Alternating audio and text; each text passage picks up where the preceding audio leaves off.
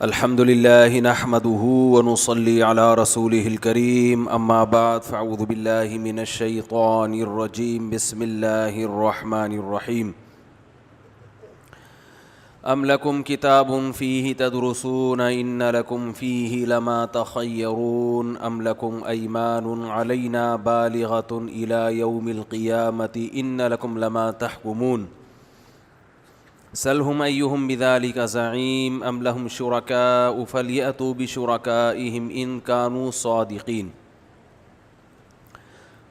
نومبر 2020، یہ اب بتانا ضروری ہو گیا ہے۔ دو ڈھائی سال پرانے بیان اٹھا کے لوگ نئے اس واقعات سے جوڑ دیتے ہیں۔ پچھلے ہفتے بیان یہ چل رہا تھا کہ دلائل کی مختلف قسمیں ہیں۔ آپ کہتے ہیں بھائی قرآن و سنت بیان کرو، کیا ادھر ادھر گھما رہے ہو بات کو؟ تو یہ قرآن و سنت ہی کو سمجھانے کے لیے کچھ باتیں بتانی پڑتی ہیں۔ دلیل ایک ہوتی ہے عقلی، میں نے بتایا تھا جیسے آپ دھوپ دیکھ کے اندازہ لگا لیتے ہیں کہ سورج کی روشنی دیکھ کے آپ کو یقین ہو جاتا ہے کہ سورج ہے۔ یہ دلیل کون سی ہے؟ عقل۔ جس میں کھوپڑی ہوگی اس کو پتہ چل جائے گا کہ یار سورج نکلا ہوا ہے۔ اب وہ اگر یہ کہے کہ سورج چونکہ نظر نہیں آ رہا لہذا میں یقین نہیں کرتا کہ سورج ہے، تو وہ پاگل ہونے کا ثبوت پیش کر رہا ہے۔ آپ اس سے کہیں کہ تمہارا پاگل ہونا نظر تو نہیں آتا لیکن ثبوت سارے تم نے اپنے پاگل پنے کے دے دیے۔ تو جو ایتھیسٹ کہتے ہیں نا اللہ کا ہونا سمجھ میں نہیں آ رہا، ہے کیوں نہیں، نظر کیوں نہیں آ رہا، تو یہ ایسی باتیں کر کے اپنے پاگل ہونے کا ثبوت پیش کر رہے ہوتے ہیں کہ ہمارے پاگل ہونے میں دو رائے نہیں ہو سکتی۔ پھر میں نے بتایا تھا کہ یہ جو دلیل ہے عقل سے جب ہم کسی چیز تک پہنچتے ہیں اس کی دو قسمیں ہیں۔ ایک کو کہتے ہیں نظری، نظر کہتے ہیں رائے اور فکر کو، اور ایک کو کہتے ہیں بدیہی۔ بدیہی کا مطلب آپ کو بے شک اصطلاحات نہ بھی سمجھ میں آئیں، یعنی جو ایک ٹرم ہے وہ سمجھ میں نہ بھی آئے تو دو قسمیں تو سمجھ میں آ گئی نا۔ ایک ہوتی ہے بدیہی۔ بدیہی کا مطلب یہ ہوتا ہے بھائی چیز دیکھتے ہی سمجھ میں آ جائے کہ ایسا ہے، اس کے لیے کھوپڑی کو زیادہ استعمال نہ کرنا پڑے۔ سورج کی روشنی دیکھتے ہی فوراً یقین ہو جاتا ہے کہ سورج نکلا ہوا ہے۔ اس کے لیے کوئی دلائل کے زیادہ تانے بانے ملانے نہیں پڑتے۔ سمجھتے ہیں کہ نہیں سمجھتے؟ اور ایک ہوتی ہے بھائی دلیل نظری۔ نظری کا مطلب ہوتا ہے، نظر کہتے ہیں رائے کو، دیکھنا پڑتا ہے۔ نظر کو بھی کہتے ہیں نا، تھوڑا غور کر کے آدمی وہاں تک پہنچتا ہے۔ بہت ساری چیزیں ہم تانے بانے ملا کے نتیجہ اخذ کرتے ہیں۔ ہم جو ہے نا بہت سے دلائل کے صغرے کبرے ملا کے نتیجہ اخذ کرتے ہیں، لیکن وہ جو نتیجہ ہم اخذ کرتے ہیں وہ نتیجہ ایک دم سے نہیں ہو جاتا بلکہ آپ کو تھوڑا غور کرنا پڑتا ہے۔ لیکن ہوتا وہ 100% درست نتیجہ ہے، کیونکہ اگر وہ 100% نتیجہ نہیں نکل رہا تو اس کا مطلب جس چیز کو آپ دلیل کہہ رہے تھے پھر وہ دلیل ہے نہیں۔ کیونکہ دلیل کا مطلب ہے کسی چیز کے تصور سے کسی دوسری چیز کا تصور لازمی پیدا ہو، اس میں تخلف نہیں ہوتا۔ تخلف گاڑا لفظ ہے، تخلف کا مطلب ہے یہ ہو نہیں سکتا کہ دلیل ہو اور مدلول نہ ہو۔ بات آ رہی ہے سمجھ میں؟ دلیل کا مدلول کسے کہتے ہیں؟ جو دعویٰ ہوتا ہے نا اس کو مدلول۔ اب مرزا غالب کو بلانا پڑے گا۔ دیکھو دلیل جیسے سورج کی روشنی یہ دلیل ہے، اس کا مدلول کیا ہے؟ سورج کا وجود۔ تو دلیل اور مدلول یہ لازمی ہے، ایک دوسرے سے چپکے ہوئے ہوتے ہیں۔ ایسا ہو نہیں سکتا کہ دلیل ہے اور مدلول نہ ہو۔ اگر مدلول نہیں ہے تو اس کا مطلب جس چیز کو آپ دلیل کہہ رہے ہو وہ دلیل نہیں ہے۔ پھر تو دلائل کی دو قسمیں ہیں، ایک ہوتی ہے بدیہی جیسے میں نے بتایا، ایک ہوتی ہے نظری، نظر غور و فکر کر کے۔ تو اللہ کا وجود جو ہے یہ بدیہی نہیں ہے بلکہ کیا ہے؟ نظری، اگرچہ بدیہی کی طرح ہے.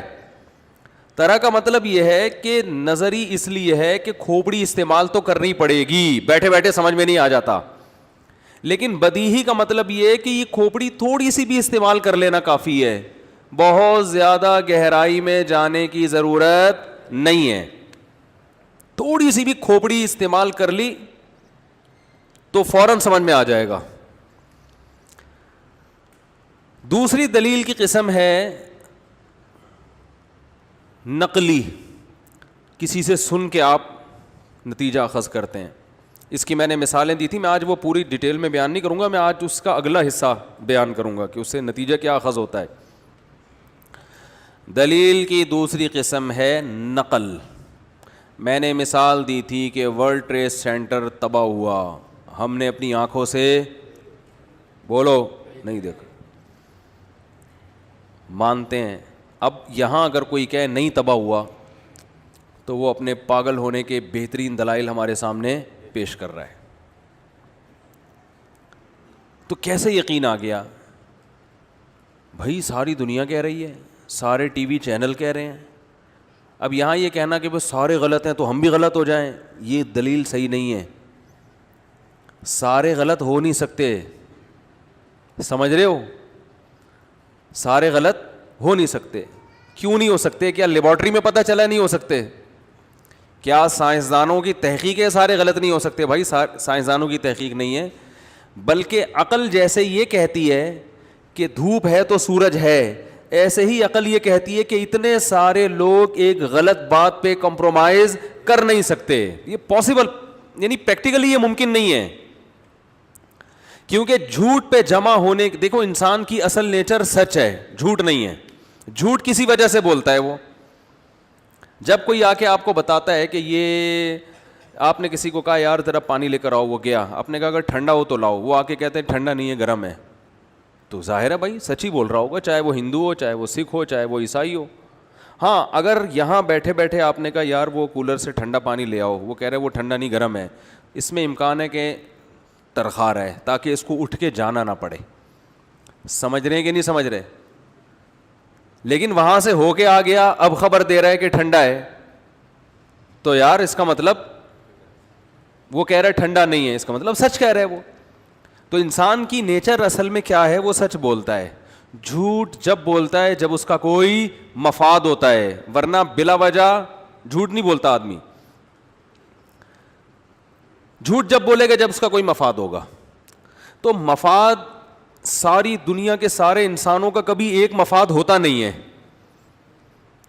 میرا مفاد کسی اور چیز میں، آپ کا مفاد اس کے خلاف میں ہے.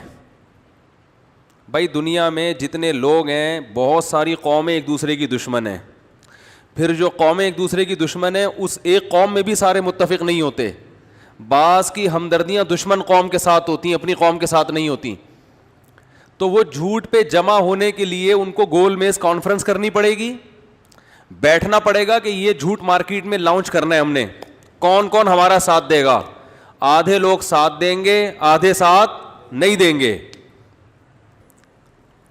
بہت یہ عقل کہتی ہے کہ مختلف خطوں میں رہنے والے لوگ جن کے آپس میں ایک دوسرے سے مفاد بھی نہ ہو بلکہ ایک دوسرے کے اگینسٹ ہوں، وہ اگر کسی بات پہ جمع ہیں، خبر دے رہے ہیں، تو وہ خبر عقل ہی فیصلہ کرتی ہے کہ وہ خبر غلط نہیں ہو سکتی، ناممکن ہے.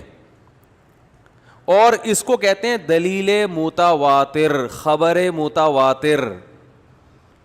خبر متواتر کا مطلب ہوتا ہے کہ ایک خبر ہے، اس کو نیوز ہے، اس کے نقل کرنے والے اتنے زیادہ لوگ ہوں کہ ایک عام نارمل آدمی کی عقل، کوئی بہت ذہین ہونا اس کے لیے ضروری نہیں ہے اور پرلے درجے کا بے وقوف نہیں چلے گا یہاں پہ. ایک نارمل سینس رکھنے والا آدمی، اس کی عقل یہ کہے کہ اتنے سارے لوگ جھوٹ پہ جمع نہیں ہو سکتے. کوئی ضدی ہٹ دھرمی ہو تو ایک الگ بات ہے، ہٹ دھرم ہو تو ایک الگ بات ہے، اس کو تو دنیا میں کوئی علاج نہیں ہے نا.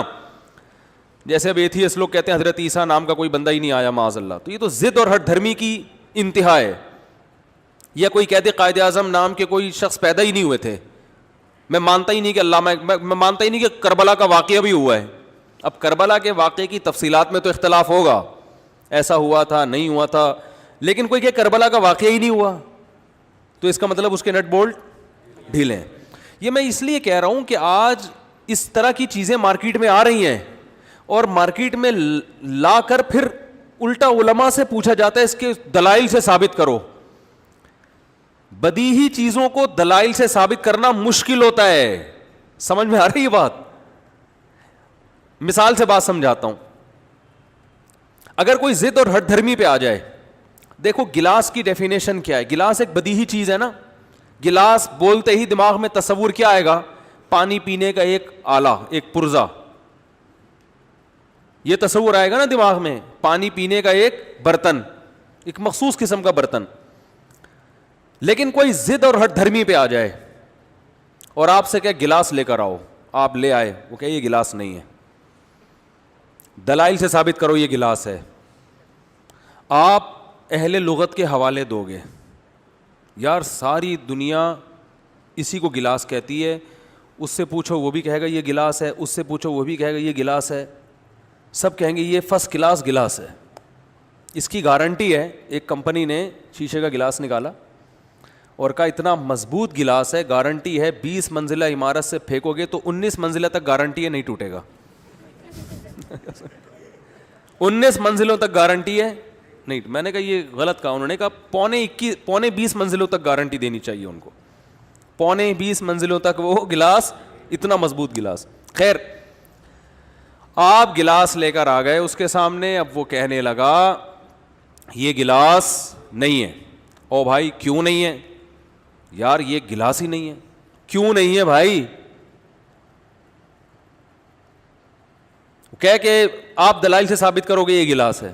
تو ہم کیا ثابت کریں گے؟ کوئی سائنسدانوں کے حوالے دیں گے؟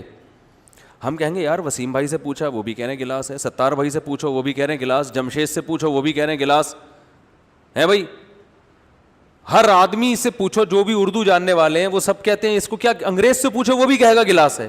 اور تجھے کیا چاہیے؟ وہ کہے گا ابے سب جھوٹ ٹوپی ڈرامہ, سب کے مفاد ہیں. اصل میں گلاسوں کی جو کمپنیاں ہیں نا ان کو پروموٹ کرنے کے لیے ان سے پیسے کھائے ہوئے ان سب نے, تاکہ جب کوئی گلاس کا لفظ سنے تو اس کے ذہن میں اس ڈیزائن کا تصور آئے اور گلاس مارکیٹ میں دھڑا دھڑ بکے. ابے سب یہی ہو رہا ہے آج کل, آپ حیران ہو گئے ہو, یہی رہا ہے. وہ کہ واٹس ایپ پہ میں ایک ریسرچ آئی ہوئی ہے, فیس بک پہ ریسرچ آئی ہوئی ہے, گلاس نہیں ہے. ٹھیک ہے نا, آپ اس کو بولیں گے وہ ریسرچ مجھے دکھانے کی ضرورت نہیں ہے, ہمیں بچپن سے پتا ہے گلاس کیا ہوتا ہے, تو ہمیں نہیں بتا. واٹس ایپ کی رپورٹ پیش کرے گا ہمارے سامنے, وہ ایک سائنسدان کا حوالہ دے رہا ہے. انگریزوں نے تحقیق کی ہے, کوہ قاف کے جنگلات سے ایک تحریر ملی ہے. اس تحریر میں 1953 کے کسی سائنسدان کے اسٹیمپ ہے, اس میں لکھا ہوا یہ گلاس نہیں ہے. تو آپ بولو گے بھائی تو جو ہے نا اوپر کی سیٹنگ کیا ہو گئی ہے, آؤٹ ہو گئی ہے. تو ان تحقیقات کو آپ رکھو گے ایک طرف, بولو گے بھائی گلاس وہ ہے جس کو پبلک کیا کہے, گلاس, ختم. یہ خبریں متواتر ہے, سارے جمع ہو گئے, اس کا نام انہوں نے گلاس رکھا ہے. تو دلیل میں ایک چیز ہوتی ہے خبر متواتر. میرا جماعت المسلمین سے مناظرہ ہوا تھا, بہت بڑی بڑی پھینک رہے تھے نا وہ, تو آئے مجھے, یہ میں اس لیے مناظرے کا ذکر کر رہا ہوں کہ آپ کو یہ خبر متواتر کا پتہ چلے, یہ اس پر پورا اسلام موقوف ہے. اگر اس کو سائڈ پہ لگا دو گے نا تو ہر پروفیسر, ہر انجینئر کے لیے آپ کو گمراہ کرنا 2 منٹ کا کام ہے, اور آپ دلائل میں الجھتے الجھتے پاگل ہو جاؤ گے بالآخر. ایک وقت آئے گا آپ کو ہر عالم برا لگے گا, اور پھر آپ کو جس کی اسپیچز سن رہے وہ بھی برا لگے گا آپ کو. اتنے آپ وسوسوں میں مبتلا ہو جاؤ گے کہ آپ کو جو بدیہی چیزیں ہیں نا اسلام میں 2 اور 2 4 کی طرح, وہ بھی آپ کو عجیب لگنا شروع ہو جائیں گی. ان لوگوں نے ایسے وسوسے ڈالے ہیں لوگوں کے دلوں میں. تو جماعت المسلمین والوں نے یہاں بڑا پروپیگنڈا کیا ہوا تھا کہ جی میرا مقصد ابھی جماعت المسلمین نہیں ہے, میں تو ایک واقعہ سناتا ہوں تاکہ وہ جو اصول میں سمجھانا چاہ رہا ہوں وہ اچھی طرح سے بیٹھ جائے. تو مثالوں سے, واقعات سے زیادہ اچھی بات سمجھ میں آتی ہے, ورنہ جماعت المسلمین پر اب رد کرنے کی ضرورت نہیں, ان کے ویسے اتنے پارٹ بن گئے, پارٹ 1, پارٹ 2, پارٹ 3. آپ کوئی کہنا کہ حدیث میں آتا ہے جماعت المسلمین اور اس کے امام کو لازم پکڑو, تو آپ اس سے کہ حدیث میں پارٹ 1 کے بارے میں یا پارٹ 2 کے بارے میں یا پارٹ 3 کے بارے میں. پہلے انہوں نے ناموں سے بہت دھوکہ دیا لوگوں کو کہ جماعت المسلمین اور حدیث. دیکھو جماعت المسلمین تو ہم تو فلاں تو دیوبندی بنا ہوا ہے, فلاں تو بریلوی ہے, فلاں تو اہل حدیث ہیں, فلاں تو یہ ہے, فلاں تو وہ ہے. اصل جو جماعت المسلمین کا بخاری میں آتا ہے وہ کون ہے؟ ہم ہیں. حالانکہ وہ جماعت المسلمین وہ نہیں کہ وہ فرقہ جس کا نام جماعت المسلمین ہوگا, بلکہ مسلمانوں کی جماعت مراد ہے, عامت المسلمین مراد ہے, اور اس کے امام سے مراد ہے حکومت وقت, خلیفہ, بادشاہ, حاکم, اس کی بغاوت نہ کرو. تو خیر مجھے لے گئے, وہ لے نہیں گئے, میں پہنچ گیا. تو جب کھانا وانا لگنے سے پہلے نا وہ ہماری بحث شروع, نے بڑا ٹائٹ کھانے کا بھی انتظام کیا ہوا تھا لڑکوں کو پھانسنے کے لیے. تو ہم اور کھانے کا مجھے پتہ چلا, 2 مناظروں میں گیا ہوں جماعت المسلمین کے, مجھے پتہ چلا یہ ہر مناظرے میں کھانا رکھتے ہیں کہ پھنسنے لگے تو کھانا لگا دو. ان کا فلسفہ ہی یہی ہے کہ سامنے والا اگر تگڑا ہو گیا نا کہ یہ بحث میں غالب آ رہا ہے تو فوراً کیا لگا دو, بھائی چلو پھر تو بحثیں تو ہوتی رہتی ہیں, چلو دسترخوان کھانا لگاؤ ہو رہا ہے, کھانا لگاؤ. یہ انہوں نے کھانا ہے کہ ایک بہت بڑی حکمت ان کی 2 جگہ مجھے اندازہ ہوا ہے کہ فوراً کھانا لگواتے ہیں وہ. اور جس نے کھانا لگایا تھا نا الحمدللہ وہ کنورٹ ہو گیا جماعت المسلمین سے, آ کر جماعت المعاذ اللہ کافرین کی طرف آ گیا. ٹھیک ہے نا, جب آپ مسلمین ہیں تو گویا ہم تو پھر کافر ہو گئے, اللہ نہ کرے. نام فرقہ وارانہ خود رکھتے ہیں آگ لگانے کے لیے. تو مجھے جماعت المسلمین والے نے کہا, پتہ نہیں کیا کیا اعتراضات امام حنیفہ پہ کرنے لگے نا. امام حنیفہ نے کہا ہے کہ نجاست اگر جو ہے وہ 1 درہم سے کم ہو. امام حنیفہ کا قول یہ ہے کہ اگر 2-4 قطرے ہلکے پھلکی سی نجاست کپڑوں پہ لگی ہو تو نماز ہو جائے گی. ٹھیک ہے نا, اگر وہ 1 درہم کے برابر, ہتھیلی کی گہرائی کے برابر لگی ہو تو پھر نماز نہیں ہوتی. تو انہوں نے کہا یہ قرآن یہ کہاں سے نکالا ہے انہوں نے, یہ مسئلہ کہاں سے نکالا؟ مجھے اس کی دلیل معلوم تھی, لیکن میں دلیل سے جواب دیتا, پھر ایک اور سوال ہو جاتا, پھر جواب دیتا, پھر ایک اور سوال ہو جاتا, پھر جواب دیتا, ایک اور سوال ہو جاتا. تو میں نے کہا بھائی اصولی بات کرتے ہیں, پہلے ہم دلائل کا تجزیہ کرتے ہیں کہ دلیل کہتے کس کو ہیں, دلیل کی ڈیفینیشن کیا ہے, تجزیہ ہو جائے گا. پھر میں یہ سارے, اور یہ اس کے جواب بہت آسان ہے, یہ جو 1 درہم کا مسئلہ ہے نا یہ تو بہت آسان جواب ہے اس کا, لیکن میں چاہ رہا تھا اصولی بحث. میں نے کہا امام حنیفہ کو تھوڑی دیر کے لیے غلط مان لو, ٹھیک ہے نا, غلط تھے, ان کو فالو نہیں کرنا چاہیے. تو امام شافعی کو کرنا چاہیے. انہوں نے کہا نا نا نا نا نا. امام مالک کو کرنا چاہیے, نا نا نا نا. امام احمد کو نہیں, بھائی کسی کو فالو, قرآن و سنت کو فالو کرو. میں نے کہا اس کا مطلب اب تک قرآن و سنت کو کسی نے فالو نہیں کیا تھا. اب آپ آ رہے ہیں جو ہمیں بتا رہے ہیں کہ آپ جماعت المسلمین جو 15ویں صدی میں ایجاد ہوئی ہے وہ بتائے گی کہ قرآن, امام شافعی نے تو کچھ اور تورات انجیل بتائی ہے, امام حنیفہ کے مسائل وہ بھی تورات انجیل سے نکالیں, قرآن و سنت سے نہیں نکالے انہوں نے. امام احمد نے بھی کہیں تورات اور انجیل سے مسائل نکالے ہیں, کیا خیال ہے بھائی؟ امام مالک نے بھی وہاں سے نکالے ہیں. تو یہ سارے لوگ تو ہو گئے خراب, اور پوری امت میں جماعت المسلمین کے علاوہ 99.999% لوگ ابھی بھی انہی میں سے کسی ایک کو فالو کر رہے ہیں. آپ پوری دنیا میں ٹریول کریں, سعودی عرب میں امام احمد بن حنبل کو فالو کیا جاتا ہے, ابو ظہبی میں امام مالک کو فالو کیا جاتا ہے, دبئی میں اکثر لوگ امام شافعی یا امام احمد بن حنبل کے لوگ کو فالو کرتے ہیں. ترکی, افغانستان, پاکستان, پورا انڈیا, برما, بنگلہ دیش اور ایران میں جو سنی مسلمان ہیں, ازبکستان, تاشقند, سمرقند, بخارا, یعنی ٹوٹل پوری امت مسلمہ میں 50% تو صرف اکیلے ابو حنیفہ کو فالو ہیں. باقی جو 49% ہے وہ بھی ان میں سے کسی ایک کو فالو کر رہے ہیں. تو یہ تو سارے ہو گئے, بولو بھائی, فارغ. سعودی عرب کا تو لا فقہ حنبلی ہے, جو عدالت میں لا ہے نا وہ کیا ہے, فقہ حنبلی. سعودی عرب میں آپ سرکاری سطح پر کسی اونچی پوسٹ پہ جا ہی نہیں سکتے جب تک فقہ حنبلی نہ پڑھ لیں آپ. اور میں نے کہا ان چاروں کے علاوہ اب تک کوئی 5واں فقہ وجود میں آیا ہی نہیں ہے, ریٹن فارم میں لکھا ہی نہیں گیا ہے. بھائی فالو, قانون کو فالو کرنے کے لیے ضروری ہے نا کہ A to Z ہر مسئلے کا حل ملے آپ کو. تو قرآن و سنت سے جو لا مرتب کیا گیا ہے وہ ان چاروں میں ہی مرتب کیا گیا ہے. فقہ حنفی میں ملے گا, فقہ مالکیہ میں ملے گا, شافعیہ میں اور حنابلہ میں. 5واں کوئی ایسا فقہ ہے ہی نہیں جس میں آپ کو کتابیں ملیں فقہ کی. نہیں یاری بات سمجھ. تبھی ان چاروں کے علاوہ جتنے مدارس ہیں ان میں انہی میں سے کسی ایک فقہ کو پڑھایا جاتا ہے تنقیدی نظر سے. سمجھ میں آ رہی ہے بات؟ ہے ہی نہیں اب تک مرتب ہی نہیں ہوا ہے. کیونکہ یعنی وہ جیسے ہمارے جو اہل حدیث حضرات ہیں انتہائی احترام کے ساتھ, ان پہ طنز مقصد نہیں ہے, وہ فقہ حنفی ہی پڑھاتے ہیں اپنے مدرسوں میں لیکن تنقیدی نظر سے. تو میں اہل حدیث علماء سے کہتا ہوں بھائی آپ کسی بھی سلیبس کی بیس تنقید نہیں ہوتی, ضمناً تو تنقیدیں ہوتی ہیں کہ آپ کا اپنا سلیبس ہو, پھر اس میں جو مسئلہ آپ کو لگتا ہے کہ یہ قرآن و سنت کے خلاف ہے آپ اس پہ تنقید کریں, لیکن آپ کا سلیبس تو ہونا چاہیے نا. بھائی اس کی مثال ایسے ہے جیسے ہم اسلام پڑھا رہے ہیں یونیورسٹیوں میں, تو اسلام کا نصاب ہوگا نا, لیکن آپ عیسائیت پڑھا رہے ہیں تنقیدی نظر سے, تو یہ تو ایک شعبہ ہو گیا نا, یہ اصل سلیبس تھوڑی ہوگا. یہ نہیں آ رہی میرا خیال ہے بات. او بھائی آپ پڑھائی ہندوازم رہے ہو دینی مدرسوں میں, اب کوئی آپ سے پوچھے کہ آپ کا اپنا سلیبس کیوں نہیں ہے, کہہ رہے ہمارا سلیبس تو قرآن و حدیث ہے. تو پھر قرآن و حدیث ڈائریکٹ قرآن و سنت ہی پڑھاؤ نا. پھر یہ مسائل پڑھانا کہ وضو کا یہ طریقہ, نماز کا یہ طریقہ, زکوٰۃ کا یہ طریقہ, روزے کا یہ طریقہ, اور طلاق کا یہ طریقہ, اور نکاح کا یہ طریقہ, اور وراثت کے مسائل, یہ تو قرآن و سنت سے جو ایک پورا لا مرتب کر لیا ہے نا. قرآن میں تو یہ مسائل بکھرے ہوئے ہیں, حدیث میں تو بکھرے ہوئے ہیں. فقہا نے یہ احسان کیا امت مسلمہ پر کہ ان کو ترتیب سے ریٹن فارم میں لے کر آئے ہیں. جتنی فقہ کی کتابیں ہیں, چاروں فقہ کی, ان میں وہ شروع ہوتی ہیں کتاب الوضو سے. ہر فقہ میں سب سے پہلے کیا طریقہ سکھایا جاتا ہے؟ وضو کا طریقہ. اس میں کچھ آپس میں ان کے کچھ بہت معمولی اختلافات بھی ہیں. وضو بیسک تو ایک ہی ہے, کچھ معمولی اختلافات ہیں. بھائی نیت وضو میں فرض ہے یا نہیں؟ امام شافعی کہتے ہیں فرض ہے, امام حنیفہ کہتے ہیں وضو میں نیت فرض نہیں ہے. ہاں نیت نہیں کرو گے وضو کا ثواب نہیں ملے گا, وضو ہو جائے گا ثواب. یہ اختلافات ہیں, لیکن ایک پورا لا مرتب شکل میں ترتیب سے موجود ہے. نماز ہے, پھر اس کے بعد مسائل آتے ہیں.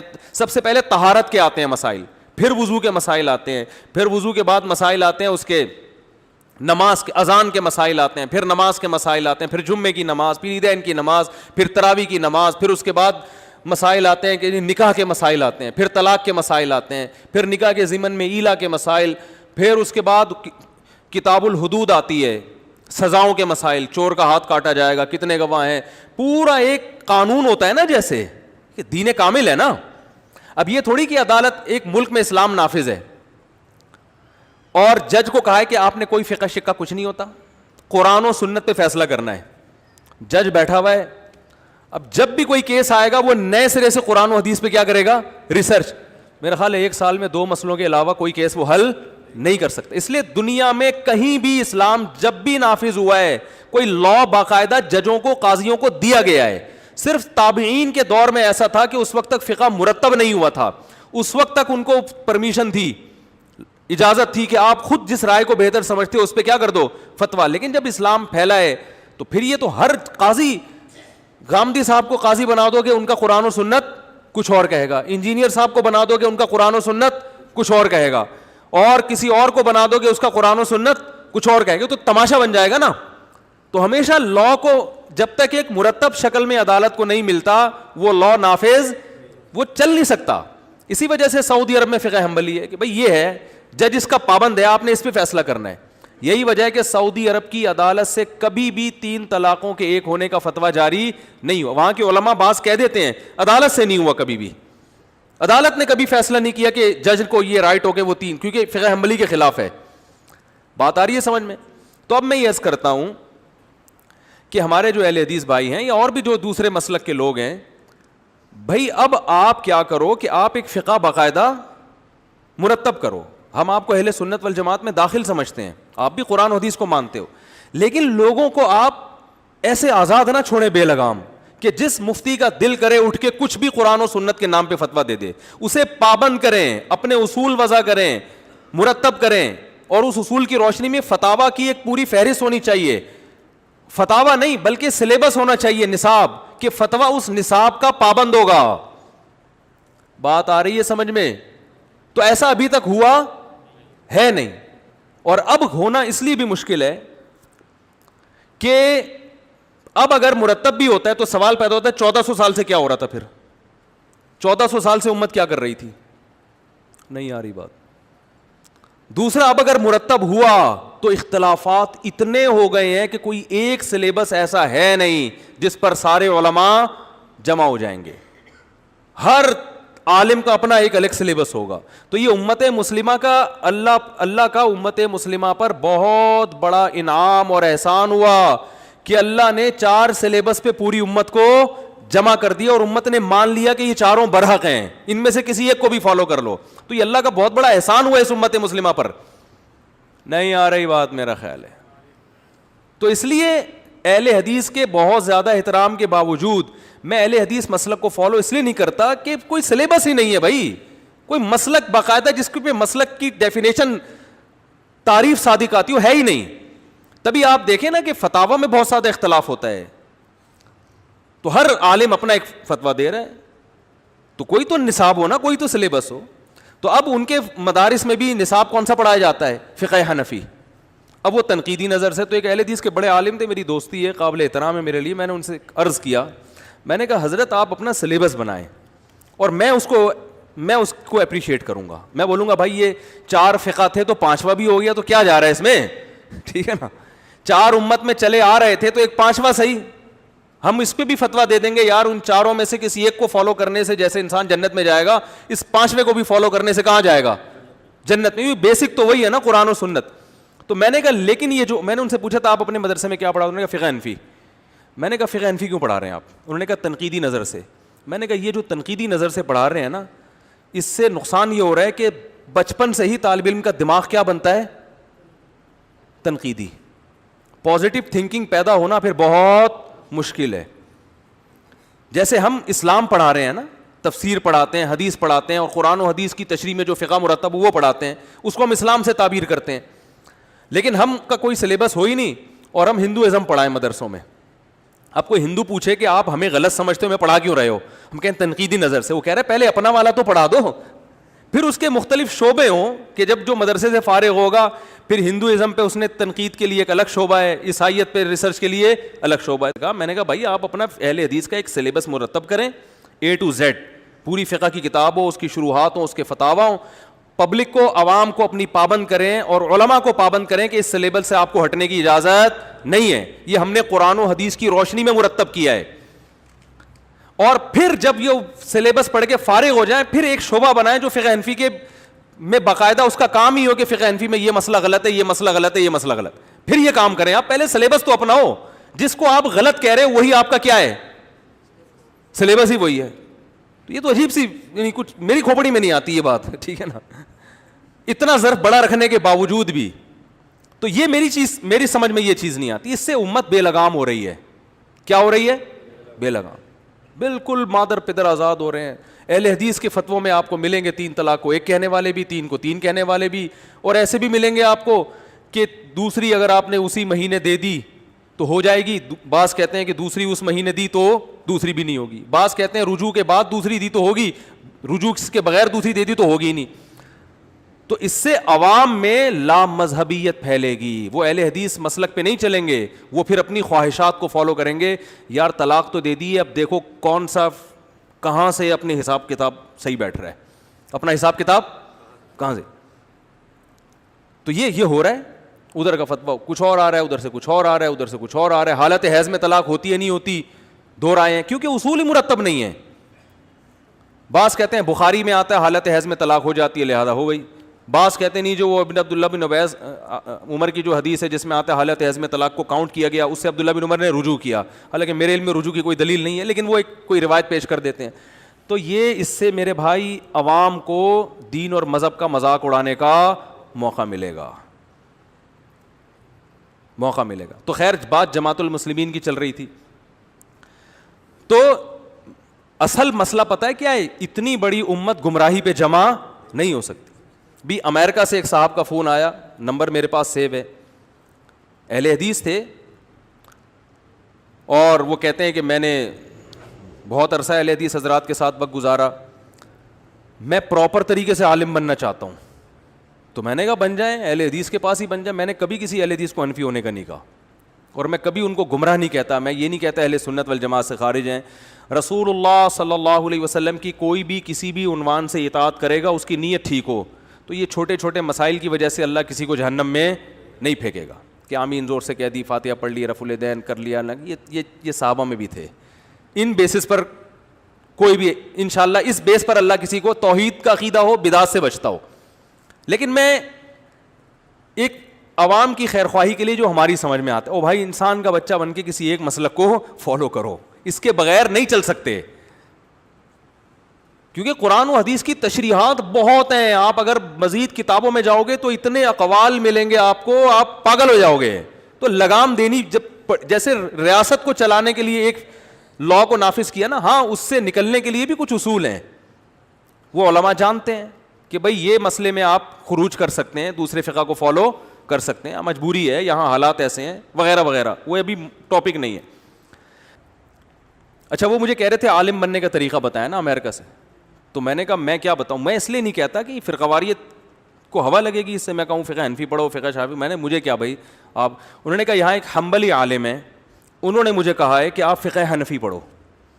میں نے کہا کیوں؟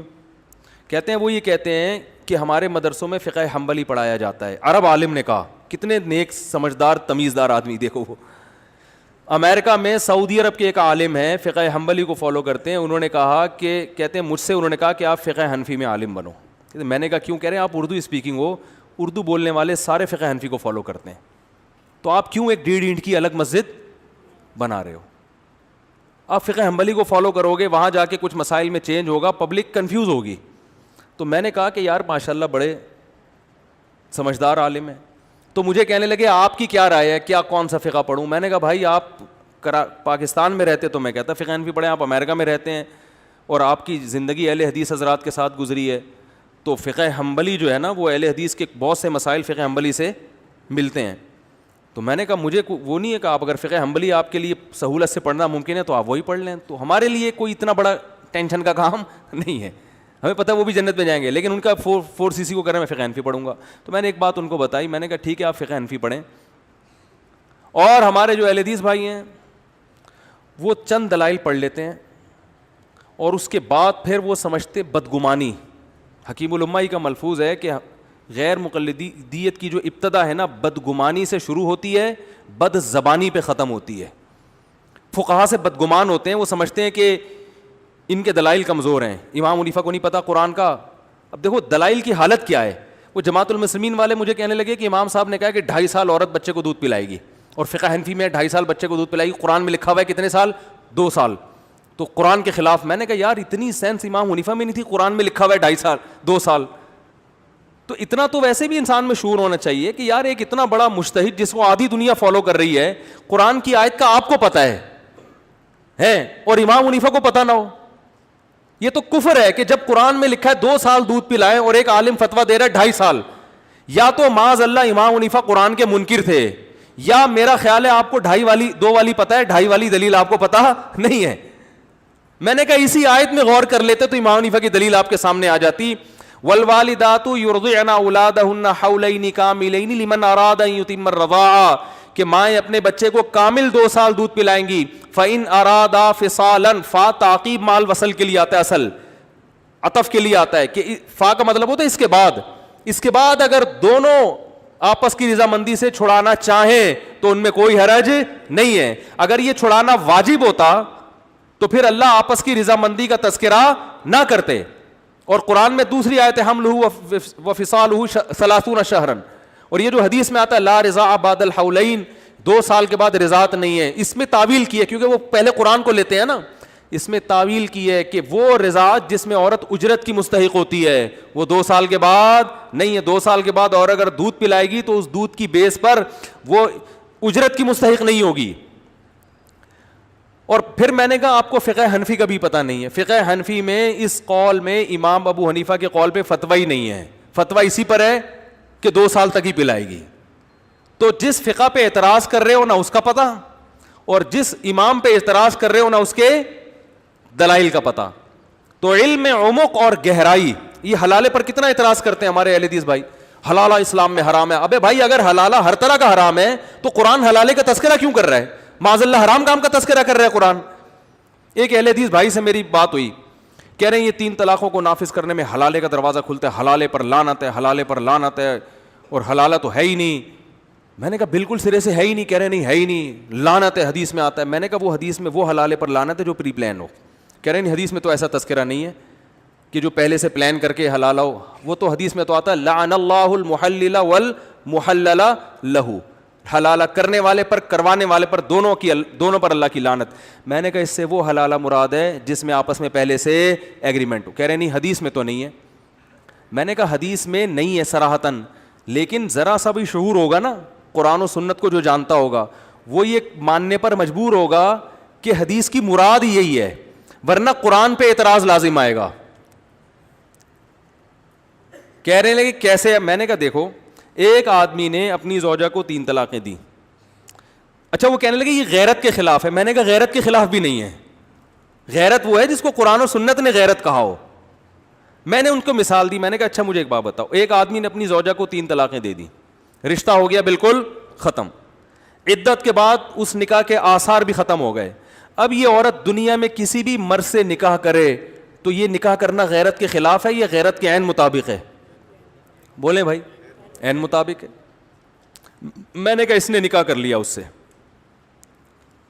یہ اس کی زوج ہے. اب یہ نہیں کہہ سکتے ایک آدمی کی بیوی کسی دوسرے کے گھر جا رہی ہے, او بھائی اس کی ہے نہیں وہ صحیح ہے نا, عدت بھی گزر گئی, نکاح کے سارے آثار ختم ہو گئے, اس کی ہے نہیں.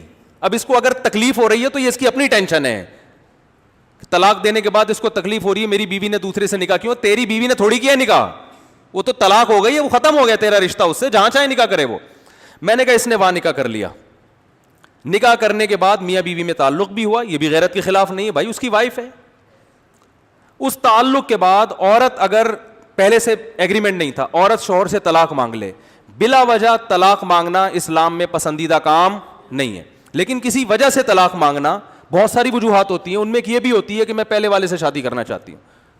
میں نے کہا عبد الرحمن ابن عوف رضی اللہ تعالیٰ عنہ ہجرت کر کے آئے مدینہ, نکاح کے لیے ظاہر اجنبی تھے تو رشتہ نہیں مل رہا تھا. ایک صحابی نے کہا کہ میری 2 زوجائیں, میں ایک کو طلاق دے دیتا ہوں, عدت کے بعد آپ اس سے نکاح کر لیں. تو یہ غیرت کے خلاف ہو گیا. ان کا بھائی اجنبی ہیں, ظاہر ہے زوجہ کی رضا سے ہی کریں گے, یہ کہ بیوی سے بات کریں گے. تو میں نے کہا آپ جو ہے نا ڈیورس کو اس کلچر کے حساب سے دیکھ رہے ہو, آپ طلاق کے جو شریعت میں جس طلاق کو جو سمجھا گیا نا آپ اس حساب سے نہیں دیکھ رہے. تو میں نے کہا اب ایک عورت وہ اس شوہر سے کہتی ہے, پہلے سے کوئی ایگریمنٹ نہیں تھا, وہ کہتی ہے بھائی مجھے ڈیورس دے دو, اگر دے دے ٹھیک ہے, نہیں دے تو کوئی زبردستی نہیں ہے, رہے اس کے ساتھ. اگر وہ طلاق دے دیتا ہے تو میں نے کہا اب یہ عورت اس سے عدت پوری کر کے پوری دنیا میں کسی بھی مرد سے نکاح کرے تو یہ غیرت کے خلاف ہے. وہ کہتے ہیں نہیں. تو میں نے کہا پرانے والے سے کرنا پھر غیرت کے خلاف کیوں ہو گیا؟ بہت مشکل ہے بات سمجھانا. زید نے اپنی زوجہ کو 3 طلاقیں دے دی, عدت پوری ہو گئی.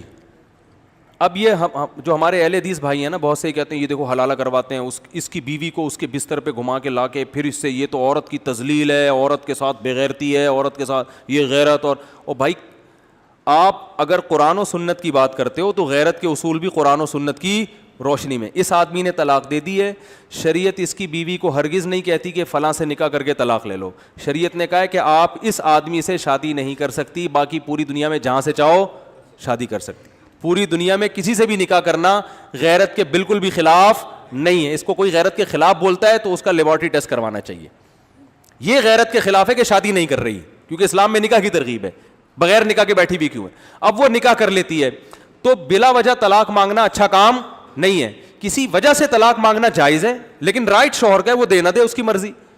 یہ بھی بخاری سے پتہ چلتا ہے. جمیلہ بنت ثابت انصاری نبی کے پاس آئیں, یا رسول اللہ میرے میاں صورت کے بالکل اچھے نہیں ہیں, مجھے ان سے طلاق چاہیے, بغیر دیکھے نکاح ہوا ہے. آپ نے فرمایا دے دو. تو آپ نے یہ نہیں کہا طلاق مانگنا غیرت کے کیا ہے خلاف ہے. بھائی کوئی ریزن ہے, معقول وجہ ہے, بغیر دیکھے نکاح ہو گیا. اب جب ان کا نکاح ہوا ہے تو یہ کہہ رہی ہے, یہ عورت بسا اوقات اسی کے ساتھ زندگی گزارتی ہے. کئی واقعات ایسے ہوئے ہیں عورت کے دل میں تھا طلاق لوں گی لیکن نہیں لی, بھائی ٹھیک ہے اب اسی کے ساتھ وہ خوشی ہو جاتی ہیں. لیکن اگر اس کے دل میں ہے کہ بھائی مجھے پرانا والا یاد آ رہا ہے تو شوہر سے مطالبہ کر سکتی ہے, وہ دے دے ٹھیک ہے, نہ دے اس کی مرضی. اگر دے دے اس نیت سے کہ بھائی اس کے دل میں پرانے والے کی یادیں ہیں تو میرا خیال ہے اس میں کوئی گناہ نہیں ہے, بلکہ یہ قابل تعریف ہے کہ یار ایک عورت تمہارے سامنے ساتھ نہیں رہنا چاہتی تو کیوں پھلترو کی طرح چپکائے ہوا اس کو اپنے ساتھ.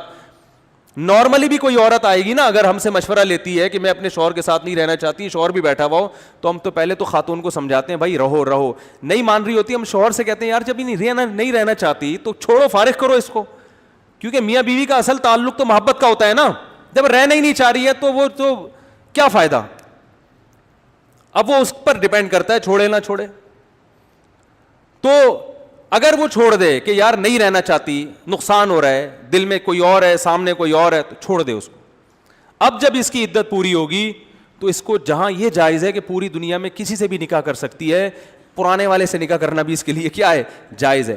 قرآن نے صرف ایک شرط لگائی ہے پرانے والے سے نکاح کرنے کے لیے. تو ہم اہل حدیث بھائیوں سے کہتے ہیں کہ آپ بھی دوسری شرط نہ لگائیں, جو قرآن نے لگائی ہے بس اسی پر اکتفا کریں. قرآن کے الفاظ ہیں فَإِن طَلَّقَهَا, مرد نے اگر تیسری طلاق دے دی, اور اس میں یہ نہیں ہے اسی مجلس میں یا بعد والی مجلس میں, قرآن میں ایسا کوئی فرق نہیں ہے. تو اللہ فرماتے ہیں فَلَا تَحِلُّ لَهُ, عورت اپنے پرانے شوہر کے لیے حلال نہیں ہے, حَتَّى تَنْكِحَ زَوْجًا غَيْرَهُ, یہاں تک کہ دوسرے مرد سے نکاح نہ کر لے. تو اس نے کر لیا دوسرے مرد سے نکاح. آگے اللہ فرماتے ہیں فَإِن طَلَّقَهَا, اگر دوسرا اس کو چھوڑ دیتا ہے. نہ قرآن نے دوسرے کے چھوڑنے پر پابندی لگائی, صحیح ہے نا, نہ خلا پہ عورت کے پابندی لگائی ہے. فَإِن طَلَّقَهَا, اللہ فرماتے ہیں دوسرے نے اگر چھوڑ دیا اس کو, فَلَا جُنَاحَ عَلَيْهِمَا, تو پرانے والے سے نکاح کرنے میں دونوں میں کوئی حرج نہیں ہے. پرانا مرد بھی اس سے کر سکتا ہے اپنی اس وائف سے, پرانی ایکس وائف سے, اور یہ والی عورت بھی اپنے پرانے والے سے. دیکھو پرانا, جو کوئی پرانا بیٹھا ہوا ہوگا تو کتنا خوش ہو رہا ہوگا یہاں پہ. اچھا ٹھیک ہے, وہ نیا ہو گیا ہوگا, پرانا نہیں رہا ہوگا وہ یہ بیان سن کے. تو اللہ کے الفاظ ہیں فَإِن طَلَّقَهَا, اگر یہ بھی چھوڑ دے, فَلَا جُنَاحَ عَلَيْهِمَا, اللہ فرماتے ہیں اہل حدیث بھائیوں سے گزارش کر رہا ہوں, اللہ فرما رہے ہیں دونوں میں کوئی حرج نہیں ہے ان یتراجعا, کہ دونوں آپس میں دوبارہ رجوع کر لیں, نکاح کر لیں. ایک شرط ہے, ایک شرط, وہ شرط یہ ہے ان ظنا, دونوں کو یہ خیال ہو ان یقیما حدود اللہ, وہ پھڈے نہیں ہوں گے جو پہلے ہوئے تھے. یہ بس شرط. یہ سزا دے دی اللہ نے مرد کو بھی اور عورت کو بھی. اصل تو مرد کو سزا ملی ہے, لہذا اس سے 3 طلاق کا دروازہ کیا ہو جائے گا. معاشرے میں لاکھوں میں 4-5 ایسے واقعات ہوں گے, سمجھ رہے ہو, اور لاکھوں کو عبرت ہو جائے گی کہ 3 طلاقیں زبان سے نہیں نکالنا. اور ہمارے اہل حدیث بھائیوں نے جو طلاق کی روک تھام کا طریقہ نکالا ہے, اس سے طلاقوں کا ریشو بڑا ہے کہ لاکھوں بھی دے دو کوئی بات نہیں, دوبارہ نکاح کر لو. وہ دوبارہ دے دیتا ہے, پھر دے دیتا ہے, مذاق بنا, جیسے زمانے جاہلیت میں طلاق کو مذاق بنایا ہوا تھا, اسی پہ تو آئے تھے نازل الطلاق مرتان. موطا امام مالک کی صحیح حدیث ہے, عبداللہ بن عباس سے بھی مروی ہے, حضرت عائشہ سے بھی مروی ہے, کہ زمانے جاہلی میں دھڑا دھڑ دیتے چلے جاتے تھے, رجوع کرتے رہتے تھے. تو اللہ نے پابندی لگا دی 3 دفعہ کے بعد تمہیں اجازت نہیں ہے, بالکل اجازت نہیں ہے تمہیں. تو اسلام کے احکام اول نظر میں تو بڑے وحشیانہ لگتے ہیں, یار یہ منہ سے 3 لفظ نکل گئے, یار یہ کیا ہو گیا. لیکن اس کا دیکھو قانون ہمیشہ اکثریت کو دیکھ کے بنایا جاتا ہے. 4 آدمیوں کو سزا ملتی ہے, 4000 کو عبرت ہوتی ہے. تو یہ 3 طلاق کو بہت شریعت نے بہت حساس مسئلہ بنا دیا ہے. اس سے یہ ہوگا 2-4 جذباتیوں کے منہ سے تو نکلے گی, لاکھوں لوگوں کے منہ سے نہیں نکلے گی. تبھی پہلے نہیں ہوتی تھی طلاقیں, اب ہونا شروع ہو گئی ہیں. اس کی مثال بالکل ایسے ہے جیسے قرآن نے کہا کہ قصاص کا قانون بنایا کہ کوئی کسی کو قتل کرتا ہے تو قاتل کو کیا کرو, قتل کرو. حکومت کو حکم دیا اللہ نے. اب دنیا میں لا اکثر پھانسی کے خلاف بن رہے ہیں کہ نہیں بھائی قاتل کو, ایک آدمی تو دنیا سے چلا گیا, اب اس کے بدلے میں دوسرے کو بھی مار دیں, یہ کہاں کا انصاف ہوا. یہ تو اور جان بچانے کے بجائے اور لوگوں کو مارنا شروع کر دیا. عمر قید ہونی چاہیے, یہ ہونا چاہیے, وہ ہونا چاہیے. اسلام نے, اللہ نے 2 لفظوں میں اس کا جواب دیا, وَلَكُمْ فِي الْقِصَاصِ حَيَاتٌ يَا أُولِي الْأَلْبَابِ, اے عقل مندو قصاص میں تمہارے لیے زندگی ہے, موت نہیں ہے. 2-4 کی گردنیں اڑیں گی اور لاکھوں کی گردنیں بچیں گی. یہ جو بین الاقوامی لا والے ہیں یہ ان 2-4 پہ طرز کھا رہے ہیں, ان لاکھوں پہ طرز نہیں کھا رہے کہ کم بخت جیل سے نکلنے کے بعد پھر 25-30 کو پھڑکائے گا. یہ ان کے وہ نہیں دیکھ رہی ہے. بہت مشکل ہے, بہت مشکل ہے. بات اس زمانے میں دنیا میں سب سے مشکل کام کیا ہے, بات سمجھانا. تو ہمارے حضرت فرمایا کرتے تھے عمق, گہرائی نہیں ہے علم میں, کیونکہ پراپر وے میں علم حاصل نہیں کیا ہوتا نا, پراپر کوئی سلیبس نہیں ہے, کوئی تمیز سے پورے کچھ 7-8 سال ایک سلیبس کو پڑھا ہو, اس کے اصول پڑھے ہوں. باقی چاروں مذاہب میں تو اصول فقہ ہیں, فقہ حنفی میں اصول فقہ ہیں, فقہ شافی میں ہے, فقہ حنبلیہ میں ہے. تو خیر وہ جماعت المسلمین کی طرف جلدی سے آتے ہیں, کہاں سے کہاں بات چلی گئی. تو میں نے ان جماعت المسلمین والوں سے کہا, میں نے کہا یار یہ جو امت طبقات ہے, آپ جس بھی عالم کی صدیوں تک پڑھنا چاہو نا تو آپ کو یا تو طبقات حنابلہ میں ملے گا اس کا تذکرہ, یا طبقات شوافیہ میں ملے گا, یا طبقات حنفیہ میں, یا طبقات مالکیہ میں. 1000 سال کے علماء کو اگر آپ کسی کو بھی پڑھنا چاہو تو ان کا ان چاروں میں سے کسی طبقے میں ذکر ہو. اچھا ایک اور مثال دے کے بس میں آگے چلتا ہوں. حرم میں 700 سال 4 مصلے رہے ہیں. اس پہ لوگ بہت اعتراض کرتے ہیں, حنفیہ کا مصلی تھا, شافیہ کا تھا, مالکیہ تھا, حنابلہ کا تھا, انہوں نے حرم کو 4 حصوں میں ڈیوائڈ کیا تھا. واقعی غلط کیا تھا اور سارے علماء اس پہ متفق نہیں تھے. لیکن جو حرم کے اس وقت حکومت تھی ان کے پیش نظر یہ تھا کہ چاروں اہل سنت والجماعت کے مسلک کی نمائندگی ہونی چاہیے. اب جو اعتراض کرتے ہیں نا یہ فرقہ واریت تھی, واقعی نہیں ہونا چاہیے, ہم بھی نہیں قائل اس کے, تبھی اس کو ختم بھی ہم ہی نے کیا ہے. حنابلہ نے ختم کیا اس کو, حنفیہ نے اس کی تائید کی کہ یہ 4 مصلی ختم ہونے چاہیے. ایک امام ہو کسی بھی مسلک کا ہو, کوئی صحت پہ اثر نہیں پڑتا کہ اگر کوئی حنبلی امام نماز پڑھا اور حنفی اس کے پیچھے پڑھ لے, اس سے کوئی فرق نہیں پڑتا. لیکن اتنی بات تو ہے کہ اس وقت 5ویں مصلی کی طرف کسی کا ذہن کیوں نہیں گیا؟ اس لیے کہ 5واں کوئی تھا ہی نہیں. بات آ رہی ہے سمجھ میں؟ تو صدیوں تک امت 4 فقہ پہ جمع رہی ہے. تو ایک تو صحیح حدیث ہے کہ میری امت گمراہی پہ جمع نہیں ہوگی. دوسری طرف ہم دیکھتے ہیں یار 99.999% لوگ وہ کسی نہ کسی فقہ کو فالو کرتے آ رہے ہیں. تو بھائی یا تو معاذ اللہ وہ حدیث غلط ہے, یا آپ اس کی تشریح غلط کر رہے ہو, یا کچھ اور معاملہ. وہی ایک صاحب جماعت المسلمین والے کہنے لگے کہ پشاور میں بھی اب ہمارا مسلک تیزی سے پھیل رہا ہے. یہ جس نے واقعہ سنا ہے وہ جماعت المسلمین سے کنورٹ ہوا, تو اس نے کہا ہمارا مسلک جو ہے نا پشاور میں تیزی سے پھیل رہا ہے. کہنے ایک دم مجھے خیال آیا یار پشاور میں اسلام تو 1200 سال پہلے آیا تھا. وہ صاحب کہتے ہیں حالانکہ میں خود جماعت المسلمین میں بہت متحرک تھا, لیکن میرے نا دماغ پہ یہ جا کے یہ لگا کہ ہمارا مسلک اب کیوں پھیل رہا ہے. وہ جو 1200 سال پہلے اسلام پشاور میں آیا تھا وہ پھر کیا چیز آئی تھی؟ نہیں آ رہی بات, وہ کیا آیا تھا؟ اب سمجھ میں آ رہا ہے خبر متواتر کا مطلب کیا ہوتا ہے؟ او بھائی وہ جو تواتر کے ساتھ جو چیز آئی تھی نہیں وہ اصل ہے, باقی کیا ہے دلائل کے نام پہ بے وقوف بنانے کا سلسلہ. جماعت المسلمین کو میں اس لیے ہدف بناتا ہوں کہ وہ تو اپنے علاوہ کسی کو کچھ سمجھتے ہی نہیں ہے. تو وہ خیر وہ بیٹھ گئے, تو انہوں نے مجھے, میں نے کہا دیکھیں پہلے اصول طے ہوئے ہیں بحث کے اصول, تو میں نے کہا مجھے ایک بات بتائیں, سب سے آپ نے تو پوری امت کو 2 منٹ میں گمراہ کر دیا, اور دلائل قرآن سے دیتے ہیں کہ تم اکثریت کی اتباع کرو گے تو یہ تمہیں گمراہی کی طرف لے کر جائیں گے, لہذا اکثریت تو کبھی بھی ٹھیک نہیں ہو سکتی. میں نے کہا اس آیت کا مطلب بھی آپ کو نہیں پتہ ہے. یہ نبی کے دور میں نازل ہوئی ہے, اس وقت اکثریت غیر مسلموں کی تھی. صحابہ کو بتایا جا رہا ہے کہ ان غیر مسلموں کو مت دیکھو, مسلمانوں کی اکثریت گمراہی پر ہوگی, ایسی کوئی آیت نہیں ہے, بلکہ اس کے خلاف آیتیں ہیں.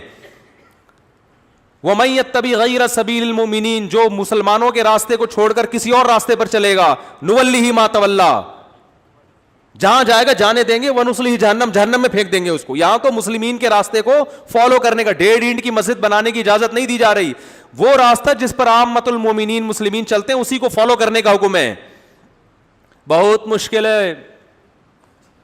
آپ لوگ کی سمجھ میں آ رہے ہیں؟ وہ جو بیٹھے ہوئے ہیں بھائی ماسک لگا کے, یہ بیٹھے ہوئے ہیں بھائی, کہاں سے آئے ہیں؟ ماشاء اللہ یہیں سے آئے ہیں. پریشان تو نہیں ہو رہے میرے بیان سے ہیں؟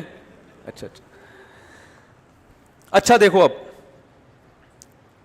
میں نے کہا دوسری بات یہ کہ آپ یہ کوشش کر رہے ہیں جماعت المسلمین پھیلے, ابھی تو اقلیت میں, آپ کی کوشش ہوگی کہ کیا ہو جائے اکثریت میں. تو جس دن اکثریت میں آ گئی آپ گمراہ ہو جاؤ گے اس آیت کی روشنی میں, کیونکہ قرآن کہہ رہا ہے اکثریت کی اتباع کرو گے تو کہاں جاؤ گے؟ جہنم میں. میں نے کہا اس لیے اسلام کو کبھی اکثر لوگوں کا مذہب بننے نہیں دینا, اور اپنے مسلک کی اتنی تبلیغ نہیں کرنا کہ مثال کے طور پر اس 1 ارب مسلمان ہیں تو 49.9 کروڑ پہ جا کے کیا کرنی ہے, بلکہ 50 کروڑ پہ جا کے بریک لگانی ہے. 50.1 جس دن ہوئے تو آپ کی مخالف پارٹی جو آج آیتیں آپ ہم پہ فٹ کر رہے ہو, مخالف پارٹی آپ پہ الٹا وہ آیتیں فٹ کرنا شروع کر دے گی. اکثریت کو مت دیکھو, اکثریت وہ پاگل ہے یار, اندازہ لگاؤ یار, یہ ہمارا امام بن رہے ہیں, یہ ہمیں ابو حنیفہ سے اور شافعی سے ہٹا کے کہاں لگا رہے ہیں, ہمیں فالو کرو. اچھا خیر, پھر میں نے ان سے کہا, میں نے کہا دیکھو بھائی سارے تو ہو گئے خراب, آپ جماعت المسلمین جو 1975-77 میں کیماڑی میں جس کی بنیاد رکھی گئی, حقیقت ہے کیماڑی میں بنیاد رکھی گئی ہے جہاں تک میری معلومات, وہ ہو گئے قرآن و سنت کے فالو کرنے والے, ہم تو ہو گئے بیکار. تو میں نے کہا مجھے ایک بات بتاؤ, یہ جو قرآن ہم پڑھتے ہیں پہلے دلائل سے یہ ثابت کرو کہ یہ وہ قرآن ہے جو نبی صلی اللہ علیہ وسلم پہ نازل ہوا. یہ ثابت کرو. اصل میں اس کو لا رہا تھا خبر متواتر پہ, کہ جو چیز تواتر سے ثابت ہوتی ہے نا اس پہ دلائل کی ضرورت نہیں ہوتی, اور جس تواتر سے قرآن ثابت ہے اسی سے یہ چاروں فقہ بھی ثابت ہیں, اسی سے عورتوں اور مردوں کی نماز کا فرق بھی ثابت ہے. سمجھتے ہو کہ نہیں سمجھتے؟ تواتر سے امت میں عورتیں سمٹ کے نماز پڑھتی آئی ہیں, حالانکہ ان کو سلو کما رأیتمونی اصلی والی حدیث معلوم تھی, حتیٰ کہ اہل حدیث کے پرانے فتاوی میں بھی یہی لکھا ہوا ہے کہ عورت کیا پڑھے گی؟ سمٹ کے نماز پڑھے گی. صرف امام بخاری ایک روایت لے کر آئے ہیں ام درداء رضی اللہ عنہا سے کہ وہ مردوں کی طرح نماز پڑھتی تھیں, اور یہ روایت خود اس کی دلیل ہے کہ باقی ساری کس طرح پڑھتی تھیں؟ عورتوں کی طرح پڑھتی تھیں. تو تابعین صحابہ وہ تواتر سے ایک چیز چلی آ رہی ہے, اور اس پہ آپ اس میں جو خبر واحد ہے نا, ایک روایت فلاں اس کی حیثیت نہیں ہے, یہ سینہ بسینہ چلی آ رہی ہے. تبھی فقہاء نے کتابوں میں لکھ دیا. امام شافعی حدیث کے بہت بڑے امام ہیں, صاف طور پر لکھتے ہیں کہ عورت کیسے نماز پڑھے گی؟ سمٹ کے. امام احمد ابن حنبل امام بخاری کے استاذ ہیں, بہت بڑے امام حدیث کے, صاف لفظوں میں کہتے ہیں عورت کیسے نماز پڑھے گی؟ سمٹ کے. ان میں سے کسی کو قرآن و سنت سمجھ میں نہیں آیا یار. امام مالک ہے, فقہ حنفی کا تو پتہ ہی ہے سب کو, امام مالک سے منقول ہے. میں نے کہا یار یہ سارے اس سب کی ان کو سلو کما رہی تم اسلی والی حدیث نہیں پتہ تھی. حدیث میں آتا ہے جیسے میں نماز پڑھتا ہوں ایسے پڑھو, کہہ رہے نبی نے تو ایسے سجدہ کیا تو عورتیں کیوں کریں گی ایسے؟ میں نے کہا اچھا یہ بتاؤ, حدیث میں آتا ہے کہ خذوا انی مناسککم, حج ایسے کرو جیسے میں کرتا ہوں, تو نبی تو صفا مروہ پہ دوڑے ہیں, تو عورتوں کو بھی دوڑاؤ پھر. اور کوئی ایک حدیث دکھاؤ جس میں آتا ہو کہ عورتیں نہ دوڑیں بلکہ عورتیں کیا کریں گی؟ چلیں. ایک حدیث بھی ایسی موجود نہیں ہے. میں نے کہا حدیث میں تو زور سے آپ نے لبیک کہا ہے. جب نبی نے زور سے لبیک کہا اور نبی نے حکم دیا کہ ایسے حج کرو جیسے میں کرتا ہوں, تو عورت زور سے لبیک کہے گی کہ نہیں کہے گی؟ لیکن آپ عورت کو زور سے لبیک نہیں کہنے دیتے, حالانکہ ہمارے پاس کوئی حدیث نہیں ہے جس میں عورت کو لبیک آہستہ کہو. جب میں نے چیلنج کیا تو ایک مشہور زمانہ نے اس چیلنج کا جواب دیا کہ عبداللہ بن عمر کی روایت ہے مصنف ابن ابی شیبہ میں, جس میں آتا ہے کہ عورت کیا کرے گی؟ آہستہ. حالانکہ عبداللہ بن عمر کی جو روایت ہے وہ مرفوع حدیث نہیں ہے, وہ عبداللہ بن عمر کا اپنا قول ہے. نمبر 2, اس میں ابن جریج مدلس راوی ہے, وہ سند بھی کیا ہے؟ ضعیف ہے. یہ میں نے چیلنج کا جواب دیا, اس کو ٹھنڈے پیٹوں پی گئے. اور مصنف ابن ابی شیبہ کی روایت پیش کی اور کہا کہ یہ حدیث کی کتاب ہے. حالانکہ میں نے ایک روایت مصنف ابن ابی شیبہ سے پیش کی تھی, انہوں نے کہا یہ حدیث کی کسی کتاب میں نہیں لکھا. اس وقت مصنف ابن شیبہ حدیث کی کتاب نہیں تھی, اور جو اپنا مسلک آیا تو وہ کیا بن گئی؟ یہ تمام باتیں محترم پہ قرض ہیں جو میں سامنے بیٹھ کے پوچھوں گا, لیکن ایسا ٹھنڈے پیٹوں پی پا کے بیٹھے ہوئے ہیں, ڈکار بھی نہیں آ رہی. تو ان کا کوئی اصول ہی نہیں ہے بھائی, کہ کسی جگہ کھڑے ہی نہیں ہوتے یہ لوگ. تو خیر بات کیا چل رہی تھی؟ تو ہاں, تو میں نے ان سے کہا کیا چل رہی تھی بات؟ ہاں, تو نماز کا ہے, یہ سب چیزیں تواتر سے ثابت ہیں, ورنہ بہت ساری چیزوں کا آپ انکار کرتے چلے جاؤ گے, بہت ساری چیزوں کا آپ انکار کرتے چلے جاؤ گے. کل ممکن ہے کوئی نیا فتویٰ آئے کہ عورت زور سے لبیک کہے گی, یہ مولویوں نے عورتوں کو خاموش کیا ہے.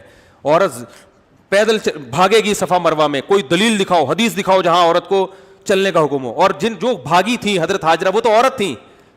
کوئی پروفیسر کل اٹھ کے کہہ سکتا ہے کہ بھائی حضرت ہاجرہ تو عورت ہو کے بھاگی ہے, تو عورتوں کو تو زیادہ بھاگنا ہے وہاں پہ.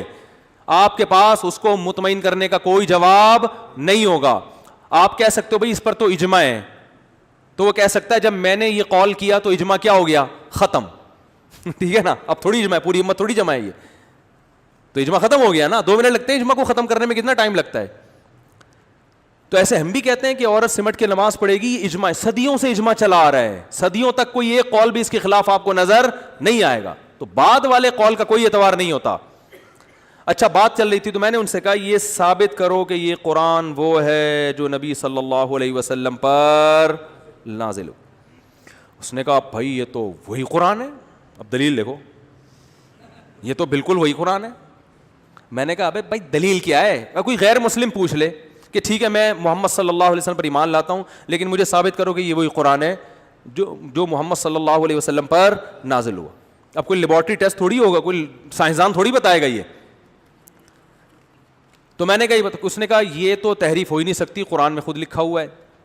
لا ریب فیہ, اس میں کوئی شک نہیں ہے. میں نے کہا ایک کتاب آپ لکھیں اردو کی, اس پہ لکھ دیں لا ریب فیہ, تو اس میں بھی کوئی شک نہیں رہے گا. پھر یہ تو ثابت کرو یہ لا ریب فیہ اللہ نے ہی نازل کیا ہے. ٹھیک ہے نا.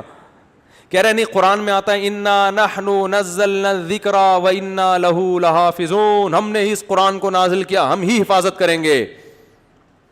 ابے میں نے کہا یہ بتا یہ آیت اللہ نے نازل کی ہے, پہلے یہ تو ثابت کر لو نا.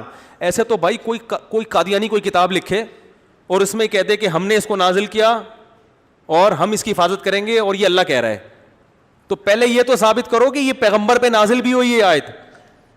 اتنی ٹامک ٹوئیاں کی ہے نا, گھماتا رہے بات کو. کیا کر, میں نے کہا آپ اصل میں جو اصل جواب ہے نا اس پہ نہیں آ رہے. اصل جواب یہ کہ اس امت نے یہ جو قرآن ہم تک پہنچایا ہے تو یہ امت من حیث الامہ جھوٹی اور غلط اور گمراہ نہیں ہو سکتی, اس سے اتنی بڑی خیانت نہیں ہو سکتی. اس سے کیا, اس امت کو تو چلو ہم مانتے ہیں نا, غیر مسلم کو بھی ہم یہ دلیل دیں گے.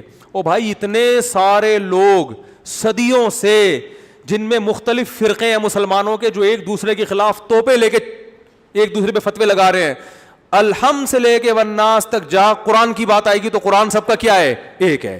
وجہ اس کی یہ کہ اسلام جب دنیا میں پھیلا تو صحابہ نے اس سینے میں قرآن محفوظ کر کے پوری دنیا میں پھیل گئے. سیم قرآن تھا وہ, اس میں روایتوں کا اختلاف ہے, نبی نے یہ آیت اس طرح بھی پڑھی اس طرح بھی پڑھی, تو وہ ساری روایتیں پہنچی ہیں. لہذا یہ تو ہم کہتے ہیں کہ مالکی یوم الدین بھی پڑھ سکتے ہو, ملکی یوم الدین بھی, تو تمام فرقوں میں ہے کہ مالکی یوم الدین کو ملکی یوم الدین بھی پڑھا جا سکتا ہے, کیونکہ مالکی یوم الدین بھی تواتر سے ثابت ہے کہ نبی نے یہ لفظ یوں پڑھا ہے, اور ملکی یوم الدین بھی تواتر سے ثابت ہے. تو وہ جو 7 قراتیں ہیں نا وہ تو اپنی جگہ ہیں, ان میں بھی اختلاف نہیں ہے, یعنی وہ سب مانتے ہیں کہ یہ بھی ہے اور یہ بھی ہے, یہ لفظ بھی پڑھا ہے یہ بھی پڑھا ہے آپ نے. تو میں نے کہا یہ اس کی علامت ہے کہ یہ جو متواتر حدیث متواتر ہے نا, حالانکہ بخاری اور مسلم میں جو قرآن کی قراتیں لکھی ہوئی ہیں بہت سی, وہ اس متواتر قراتوں کے خلاف ہیں, لیکن ہم پھر بھی اس پہ قرآن نہیں پڑھتے. ہم کہتے ہیں بخاری خبر واحد ہے, حدثنی فلان قال حدثنی فلان قال حدثنی فلان, ایک آدمی نقل کر رہا ہے, تو جو ایک آدمی جس طرح سے آیت پڑھ رہا ہے اس طرح نہیں پڑھی جائے گی, جس طرح صدیوں سے لوگ پڑھتے چلے آ رہے ہیں اس طرح پڑھی جائے گی. اب کل کوئی اٹھ کے نیا قرآن بنا سکتا ہے اور کہہ سکتا ہے بخاری میں تو لکھا ہوا ہے واللیل اذا یغشا والنہار اذا تجلی والذکر والانثی, وما خلق الذکر والانثی کے بجائے کیا کہے گا, والذکر والانثی. تو کہے گا میں نیا قرآن چھاپوں گا جس میں وما خلق کا لفظ کیا کروں گا, غائب کرنے دو گے بخاری کے نام پہ. بولو گے بھائی یہ بھی نبی نے پڑھا ہے وما خلق الذکر والانثی, بخاری میں لکھا ہے, مانتے ہیں, لیکن جو سینہ بسینہ چلا آ رہا ہے نا وہ وما خلق الذکر والانثی ہے. لہذا بخاری کے مقابلے میں اس متواتر کو ترجیح دی جائے گی جو صدیوں سے چلا آ رہا ہے. آپ کی ریسرچ آپ اپنے ساتھ لے جا سکتے ہیں, بہت آسان ہے بات سمجھانا. ٹھیک ہے نا, آپ تنگ آ گئے ہوں گے نا سن کے. تو خیر میں نے اس سے کہا وہ ٹامک ٹوئی ہی مارتا رہا ہے بیچارہ, وہ آیا ہی نہیں کم بخت, پھر کھانا لگا دیا. کھانا لگاؤ, کھانا کھانے تھوڑی آئے ہم یہاں پہ یار.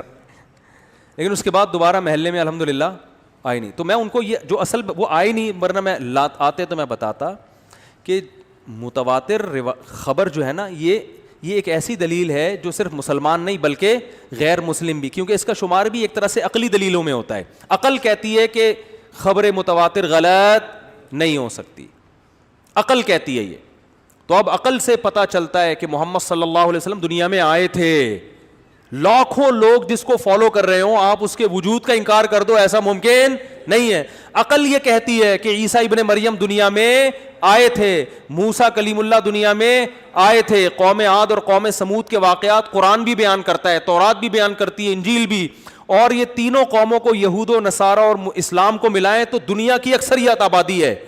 سمجھ میں آ رہی ہے بات؟ اب کہنا کہ قوم عاد اور قوم لوط کا کوئی واقعہ ہی نہیں ہوا, یہ ایتھیس اس قسم کے دعوے کر رہے ہیں, تو یہ ان کے پرلے درجے کے پاگل ہونے کی دلیل ہے. تو یہ واقعات ہوئے ہیں کہ لاٹھی سے جو ہے سمندر کے 2 ٹکڑے ہونا, اور اس سے فرعون کا بنی اسرائیل کا گزر جانا اور دریا کا آپس میں مل جانا.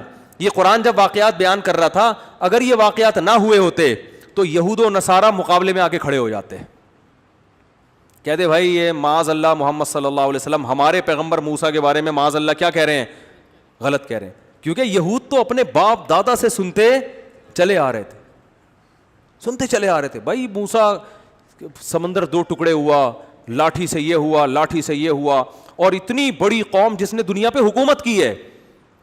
تو اس سے اتنا پتہ چلتا ہے کہ بھائی یہ جو پیغمبروں کے واقعات ہیں نا، یہ صرف آسمانی کتابوں پر موقوف نہیں ہے، ان کا وجود، پیغمبروں کا دنیا میں آنا، ان کے معجزے، کیونکہ اتنی بڑی دنیا جب کسی کو فالو کر رہی ہے اور بھرپور طریقے سے فالو کر رہی ہے تو یہ اس کی علامت ہے کہ یہ عام لوگوں سے ممتاز لوگ تھے، یہ عام لوگ، اور پوری زندگیاں چینج کی ہیں لوگوں نے، تو عام لوگوں کی طرح نہیں تھے یہ.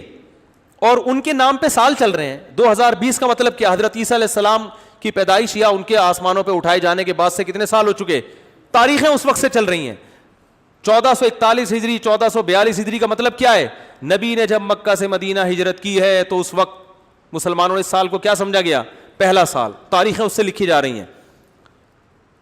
تو اب میرے بھائی ایک بات تو پتہ چلتی ہے، جو آخری بات میں سمیٹ کے بیان کو ختم کرتا ہوں، کہ اس سے پتہ چلتا ہے کہ اتنے سارے مذاہب جب کسی ایک بات پہ جمع ہوں تو عقل یہ کہتی ہے کہ وہ غلط نہیں ہو سکتا. تو جیسے یہودی، عیسائی اور مسلم اس پر جمع ہیں کہ موسیٰ کا واقعہ ہوا تھا، حالانکہ ان کی آپس میں کیا ہیں؟ بولو، اختلافات ہیں، دشمنیاں ہیں، لڑائیاں ہیں، پوری زندگی ان کی جنگوں میں گزری، آپس میں ایک دوسرے کو نیچا دکھانے میں گزری ہے، لیکن اس پر سب متفق ہیں کہ موسیٰ کلیم اللہ تھے، ابراہیم خلیل اللہ تھے. اور اس پر بھی سب متفق ہیں کہ جنت بھی ہے اور جہنم بھی ہے، مرنے کے بعد سزا میں آگ ملے گی اور جزا میں باغات ہیں جنت کے. اس سے پتہ چلتا ہے کہ جنت اور جہنم کا برحق ہونا یہ صرف مذہب پر موقوف نہیں ہے، بلکہ اس کی دلیل متواتر بھی ہے. جس کو عقل کیا کہتی ہے کہ یہ غلط، یہ دلیل غلط نہیں. اتنے سارے لوگ ایک چیز پہ جمع نہیں ہو سکتے، اتنے سارے لوگ نہیں ہو سکتے، جبکہ ان کے آپس میں اختلافات بھی ہیں.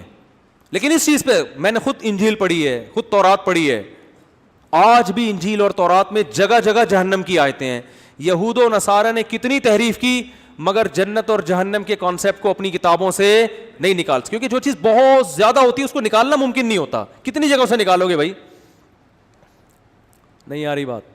مذہب میں جس چیز کو بہت فوکس کیا ہوتا ہے نا، تو مذہب تحریف ہوتے بھی وہ چیز بہرحال باقی. مثال کے طور پر جو آج اسلام میں تبدیلی کر رہے ہیں، اسلام کو چینج کرنے کی کوشش کر رہے ہیں، داڑھی کا انکار کر دیا انہوں نے اور بہت ساری چیزوں کا، لیکن نماز وہ بھی مانتے ہیں، کہ ان کو پتہ ہے یار یہ تو اتنا زیادہ قرآن میں نماز نماز نماز نماز نماز اتنا زیادہ ہے. رمضان وہ بھی مانتے ہیں، کیونکہ یہ تو تواتر کے ساتھ صدیوں سے مسلمان رمضان میں روزے رکھتے آ رہے ہیں. سمجھ میں نہیں آ رہی. تو اب ایک آخری بات یہ، ہر بات کو آخری کہہ کے ختم کر رہا ہوں، لیکن کیا کریں اب آخری بات یہ ہے کہ جو چیز دلائل سے ثابت ہو جائے نا، جب ایک دفعہ ثابت ہو جائے، پھر اگر اس پہ کوئی اعتراضات اٹھ رہے ہیں تو ان اعتراضات کی وجہ سے اس چیز کے وجود کا انکار نہیں کیا جاتا، ان اعتراضات کے جواب تلاش کیے جاتے ہیں. جوابات مل جائیں تو ٹھیک ہے، نہیں ملے تو بھی ٹھیک ہے، اس کا انکار آپ کر سکتے نہیں ہیں. جواب نہیں مل رہے تو اپنی عقل کو ملامت کی جاتی ہے، یار میری نالج کم ہے، اس کا کوئی جواب ہوگا جو میرے علم میں نہیں ہے. بات آ رہی ہے سمجھ میں؟ مثال کے طور پر دھوپ دیکھ کے آپ کو اندازہ ہو گیا کہ سورج نکل رہا ہے. اب اشکال، آپ نے کسی سے کہا یار سورج ہے، دوسرا کہہ رہا ہے نہیں ہے. کیوں نہیں ہے؟ بھائی رات کے 12:30 بج رہے ہیں، کیسے ہوگا سورج؟ آپ نے گھڑی دیکھی، واقعی 12:30 بج رہے ہیں اور AM لکھا ہوا ہے.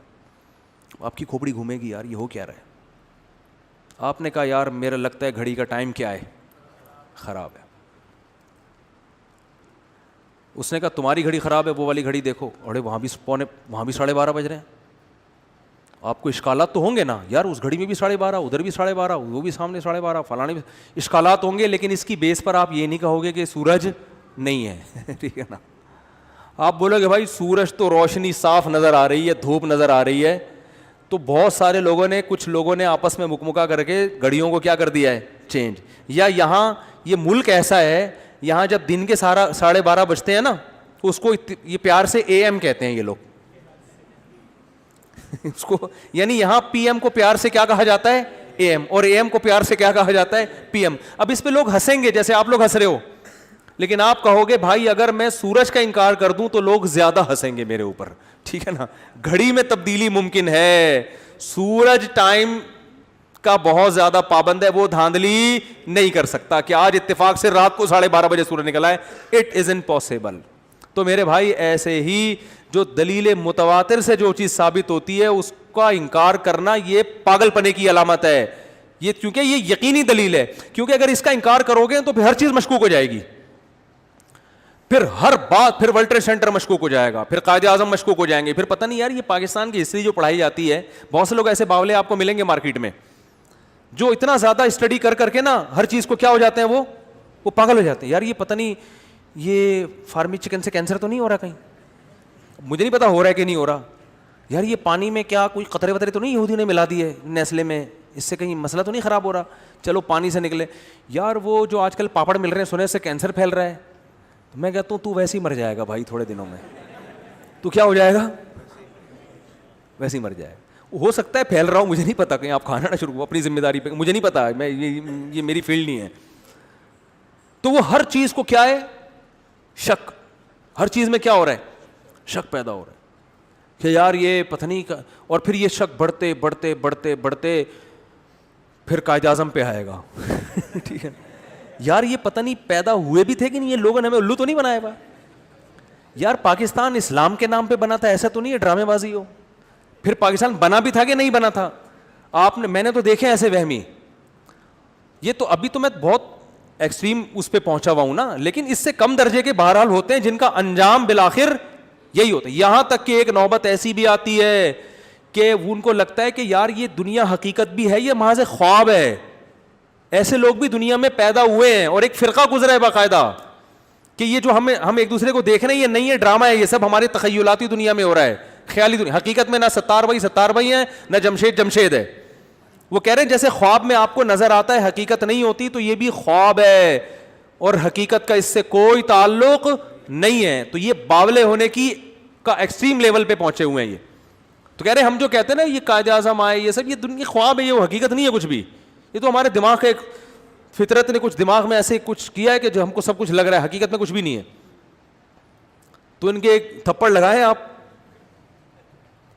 اور بولیں بھائی خواب میں چانٹا مارنے کی کوئی سزا نہیں ہے, خواب میں تو کچھ بھی ہو سکتا ہے نا, تب جاگ جاؤ تو پھر مارنا. تو میں یہ عرض کر رہا تھا دلیل متواتر سے جب کوئی چیز ثابت ہوتی ہے تو اسی طرح یاد رکھو جو لبرل لوگ ہیں ان کو جنت اور جہنم کے تصور ایک اچھمبا سا لگتا ہے. ابے مر کے مٹی ہو گئے, ختم ہو گئے, جہنم کی آگ, یہ مولوی لوگ ڈراتے رہتے ہیں زنا کیا تو آگ میں جاؤ گے.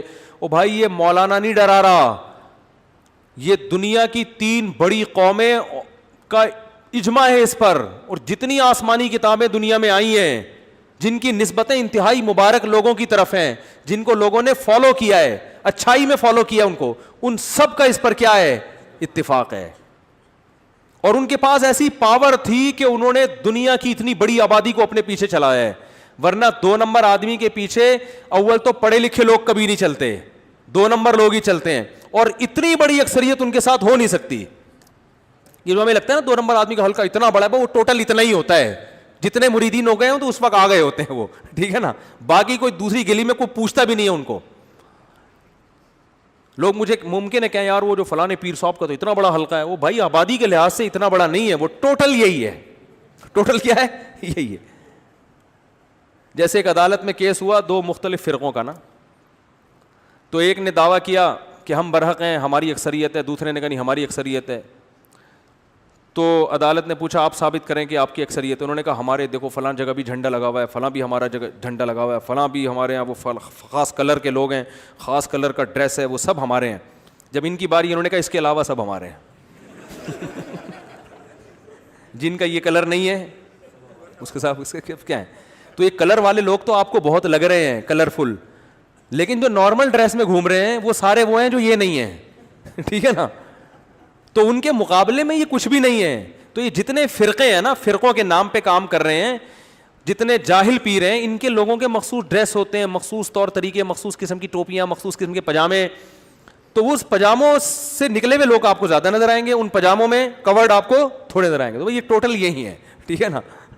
ورنہ دنیا کی اتنی بڑی اکثریت اتنے لوگوں کو فالو, ایسے لوگوں کو فالو غلط کیوں نہیں, کہ تو موسیٰ علیہ السلام, حضرت عیسیٰ علیہ السلام, محمد صلی اللہ علیہ وسلم, اور جو اللہ نے محمد صلی اللہ علیہ وسلم کو عزت دی ہے, وہ تو بھائی اتنی زیادہ فالوئنگ ہو رہی ہے. ابے مجھے ایک بات بتاؤ یار, اللہ نہ کرے معاذ اللہ نقل کفر کسی جھوٹے آدمی کو فالو کرنے میں کیا یہ ممکن ہے کہ ایک مہینے کا چاند نظر آتے ہی کئی کروڑ انسان بھوک پیاس برداشت کریں صبح سحری سے لے کے غروب آفتاب تک, چاہے وہ گرمیوں کا روزہ ہو چاہے وہ سردیوں کا روزہ ہو. پوری دنیا میں ہلچل مل جاتی ہے. 1400 سال پہلے ایک یتیم تھے, امی تھے, لکھنا پڑھنا نہیں جانتے تھے, نہ کسی یونیورسٹی میں انہوں نے علم حاصل کیا. انہوں نے کہا کہ شہر رمضان الذی انزل فیہ القرآن فمن شہد منکم الشہر فلیصم. ایک آیت ہے بس قرآن میں, ایک ہی رکوع میں, کہ جو اس مہینے کو پائے روزے رکھے, بس. دوسری آیت روزے کے آرڈر کے بارے میں نہیں ہے, ترغیبات ہیں, آرڈر ایک ہی آیت میں ہے. اور ایسا آرڈر کو فالو کیا اس یتیم کے, بھائی ڈاکٹر بھی روزہ رکھ رہا ہے, سائنٹسٹ بھی روزہ رکھ رہا ہے, ڈاکٹر عبد القدیر خان کا بھی روزہ ہے, ٹھیک ہے نا, ایک جناب ایک چپڑاسی کا بھی روزہ ہے, گھر میں ابا کا بھی روزہ ہے, اماں کا بھی روزہ, بچوں کا. پوری مسلمانوں کی روٹین کیا ہو جاتی ہے, چینج. پڑھے لکھے کیا, ان پڑھ کیا.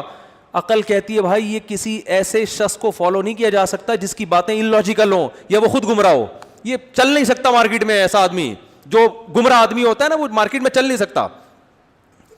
نہیں آ رہی بات. اور چلتا ہے تو 2-4 سال تک چلتا ہے, اس کے بعد کیونکہ اس کے مفاد ہوتے ہیں تو اس کے جو نائبین ہیں نا, وہ پھر اپنے مفاد کو سامنے رکھ کر پرانے والے کو کیا کر دیتے ہیں, سائٹ پہ لگاتے ہیں, ٹھیک ہے نا. پھر وہ اپنے کھانچے کھولتے ہیں. زیادہ نہیں چلتے, یہ 2-4 سال تک چلتا ہے ان کا سلسلہ, یا 25-30 سال چل جائے گا, اس کے بعد ختم. لیکن ہم دیکھتے ہیں یار اسی میں آپ خوشخبریاں دے رہے ہیں, قسطنطینیہ کی لڑائی ہوگی اور صحابہ تیاری کر رہے ہیں, بھائی قسطنطینیہ فتح کرنا ہے. 7ویں صدی ہجری میں جا کے سلطان محمد بن فاتح نے اس حدیث پر عمل کیا. 700 سال کے بعد بھی یار ان زبان نبوت سے نکلے ہوئے الفاظ کا وہی اثر ہے جو 700 سال پہلے تھا. یہ کیا عجیب انداز ہے بھائی. یہ عقلاً ممکن, یہاں تک کہ امریکہ کا صدر بھی اسلام کی تعریف کرنے پر کیا ہو رہا ہے, مجبور ہو رہا ہے. اس کو پتہ اتنی بڑی آبادی ہے. اور پھر اصل بات یہ نہیں ہوتی کتنے لوگ فالو کر رہے ہیں, فالو کس جذبے سے کر رہے ہیں. جو نمازی آدمی ہے نا, 1 ارب روپے اسے دو, بولو آج ایک وقت کی نماز چھوڑ دے. جو نماز پڑھنے کے عادی ہو چکے ہیں, چھوڑے گا, حالانکہ کیسا ہی مکھنچو ہوگا, بالکل نہ کوئی ویژن ہے نہ کوئی سوچ ہے. اگر نماز کی عادت پڑ گئی ہے نا, سستی میں چھوڑ دے الگ بات ہے, آنکھ نہیں کھلی, واش روم میں ہی بیٹھا رہ گیا. یہاں ہوتا ہے, اس طرح کی چیزیں بھی ہوتی ہیں, پاکستان ہے. یا واش روم میں گھسنے کا موقع ہی نہیں مل رہا اس کو, اگلا نکلے گا تو یہ جائے گا نا, ادھر جماعت کھڑی ہوگی, ادھر نماز قضا ہو گئی, یہ ہو گیا, وہ ایک الگ بات ہے, پھر بھی جائز نہیں ہے نماز قضا کرنا. چلو جماعت نکل گئی, لیکن 1 ارب روپے دو, بولو تو ایک وقت کی نماز قضا کر دے.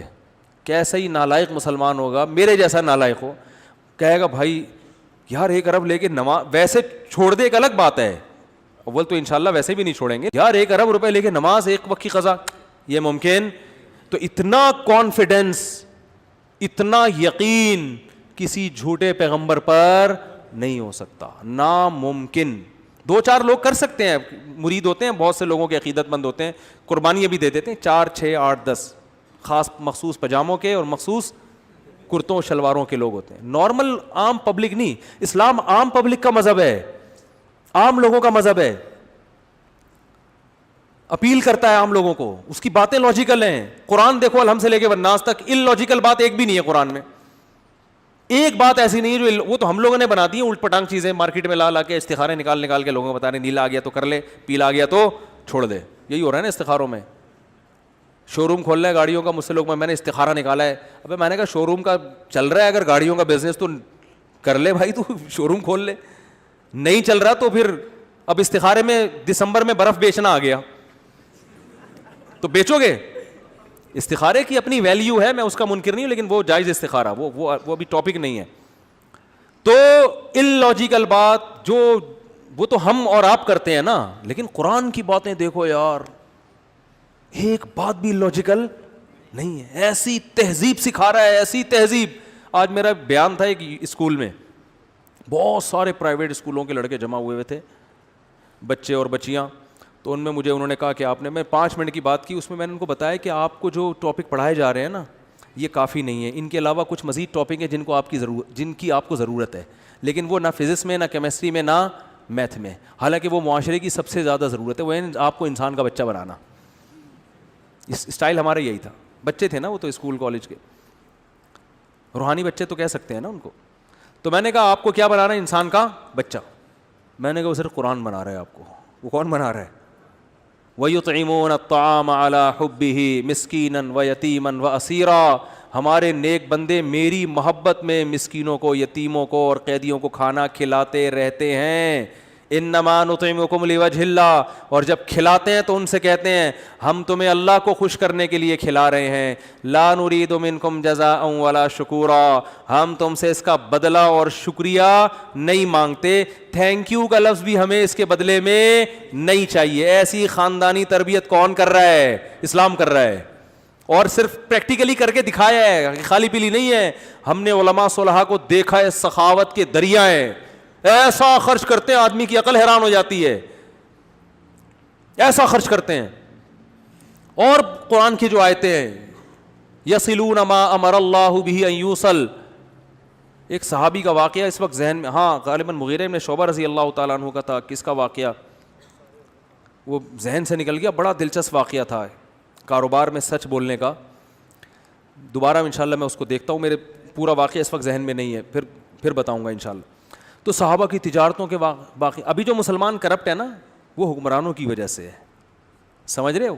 اوپر سے کرپشن آئی ہے نیچے کی طرف. انگریز جب گیا تو بہت سی چیزیں, وہ سارا ہمارا صدیوں پرانا سسٹم ہی بیڑا ہی غرق ہو گیا نا. جو ہماری خلافتیں تھیں, حکومتیں تھیں, وہ تھوڑے تھے ایسے, وہ سارا سسٹم ہی برباد کر گیا اس نے. تو وہ وہاں سے پھر اوپر سے جب آئی ہے تو پھر وہ ظاہر ہے لوگ تو حکمرانوں کو فالو کرتے ہیں, سارا بیڑا کیا ہو گیا؟ غرق. اس لیے میں ایک بات کہتا ہوں کہ اگر ہمارا مذہب اسلام نہ ہوتا تو ہم سے زیادہ چور دنیا میں کوئی نہ ہوتا. یہ تو کچھ بھی نہیں ہے جو ہم کر رہے ہیں. ہمیں اگر ہمارے اندر کوئی خیر ہے تو حکومت یا حکمرانوں کی وجہ سے نہیں. کس کی وجہ سے؟ اسلام کی وجہ سے.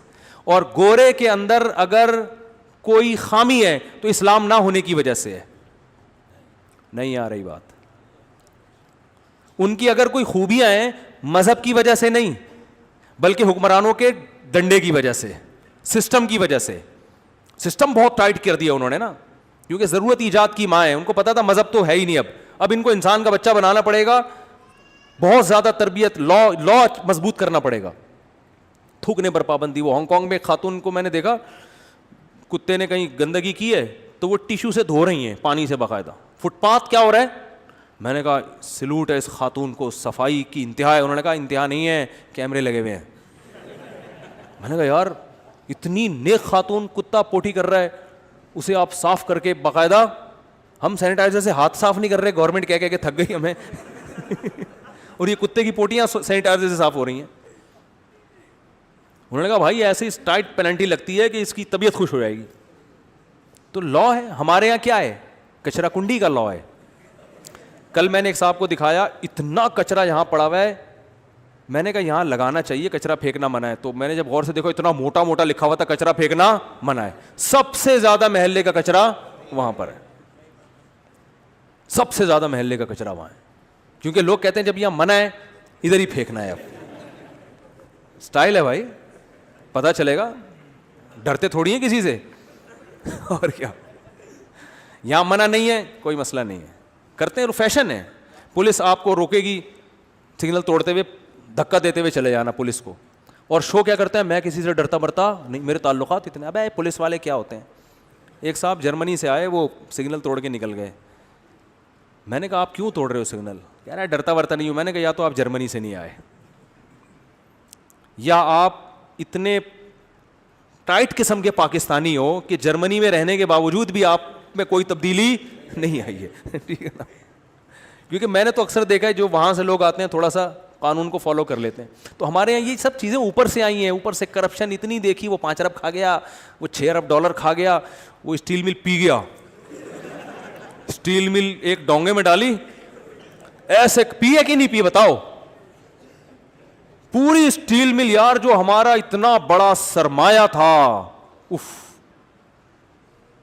اور اس پہ آیت لکھی ہوئی ہے اسٹیل مل کے باہر, وَأَنزَلْنَا الْحَدِيدَ فِيهِ بَأْسٌ شَدِيدٌ وَمَنَافِعُ لِلنَّاسِ. جب اسٹیل مل سے گزرتا ہوں نا میں کبھی, یہ آیت مجھے بڑی پیاری لگتی ہے. اللہ فرماتے ہیں ہم نے زمین میں لوہا اتارا جس میں لوگوں کے لیے منفعتیں, فائدے ہیں. کتنا پیارا لگتا ہے یار. وہ فائدے اسٹیل مل میں نظر آ رہے ہوتے ہیں. ہمارا رب بتا رہا ہے یہ میں نے لوہا اتارا ہے جس میں تمہارے لیے کیا ہیں, تجارتیں ہیں, فائدے ہی فائدے. وہ ملک ترقی کر رہا ہے بھائی اس لوہے سے, مگر ملک ترقی نہیں کر رہا, ڈونگے بھر بھر کے پیا جا رہا. پی آئیے تو کا تو نام ہی پی آئیے, پی کے آئیے آپ, اس کو تو پی گئے بالکل. تو یہ عوام نہیں کر رہی, یہ کون کر رہا ہے, حکمران. پھر جب حکمرانوں کو لوگ اپنے بڑوں کو دیکھتے ہیں تو کہتے ہیں یار چار ہم نے بھی کھا لیا تو کیا ہو گیا, متزل ہلا لیا, جو سامنے آیا کھا لیا. تو پھر بھی جو اگر بچے ہوئے ہیں تو یہ مذہب روک رہا ہے آپ کو. یہ کون روک رہا ہے, مذہب روک رہا ہے. اور راہ لوگ کہتے ہیں اب مذہبی لوگ تو اتنا کچھ کر رہے ہیں, اتنے کر رہے ہیں. وہ مذہبی ہوتے نہیں ہیں بھائی. صرف گیٹ اپ بنا لینے سے آدمی مذہبی نہیں بن جاتا, بلکہ بعض دفعہ چور اپنا گیٹ اپ جان کر اچھا بناتا ہے, کیونکہ اگر شکل سے بھی چور لگوں اور جو ہے نا حرکتیں بھی چوروں والی ہوں تو یہ مناسب نہیں ہے. وہ کہہ رہے کہ میں گیٹ اپ تو اچھا کر لو نا, تو تاکہ پکڑائی میں نہ آئے وہ. تو اس لیے میں کہتا ہوں داڑھی والے چور نہیں ہوتے, چور کیا کرتے ہیں, داڑیاں رکھ لیتے ہیں. تو خیر خلاصہ بات ختم کرتا ہوں. تو بھائی یہ جنت اور جہنم کا جو ہے نا ثبوت یہ تواتر سے ثابت ہے. جب تواتر سے ثابت ہے تو اگر آپ کو اس پر اشکالات ہو رہے ہیں نا کہ یار اللہ جلائے گا کیوں آگ میں, ان اشکالات کا جواب سوچیں. نہیں آتا تو چھوڑ دیں, جلے گا ضرور, صحیح ہے نا.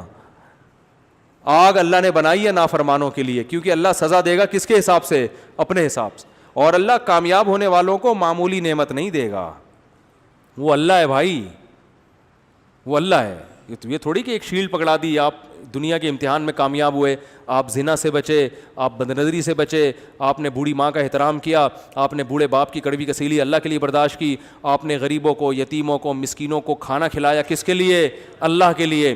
آپ نے مظلوموں کی مدد کی, کس کے لیے, اللہ کے لیے. آپ نے صدقہ ایسے کیا کہ دائیں سے ہاتھ سے دیا, بائیں کو بھی پتہ نہ چلا, چھپ چھپا کے, کسی کو پتہ ہی نہیں چل رہا, آپ اتنی قربانیاں دے رہے ہو.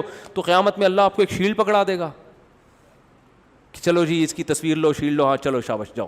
ایسا نہیں ہے. پھر وہ کیا ہے, اللہ ہے. پھر اس نے جو جنت بیان کی ہے نا, جس کا لبرل لوگ مذاق اڑاتے ہیں, تو ہمیں تو ان پر مذاق اڑتا ہے کہ ابھی تو اللہ جب نعمتیں دے گا تو اس کی تو جتنی تعریف کی جائے وہ کیا ہے, کم ہے. پھر اس میں ہوں گی دودھ کی نہریں, شہد کی نہریں.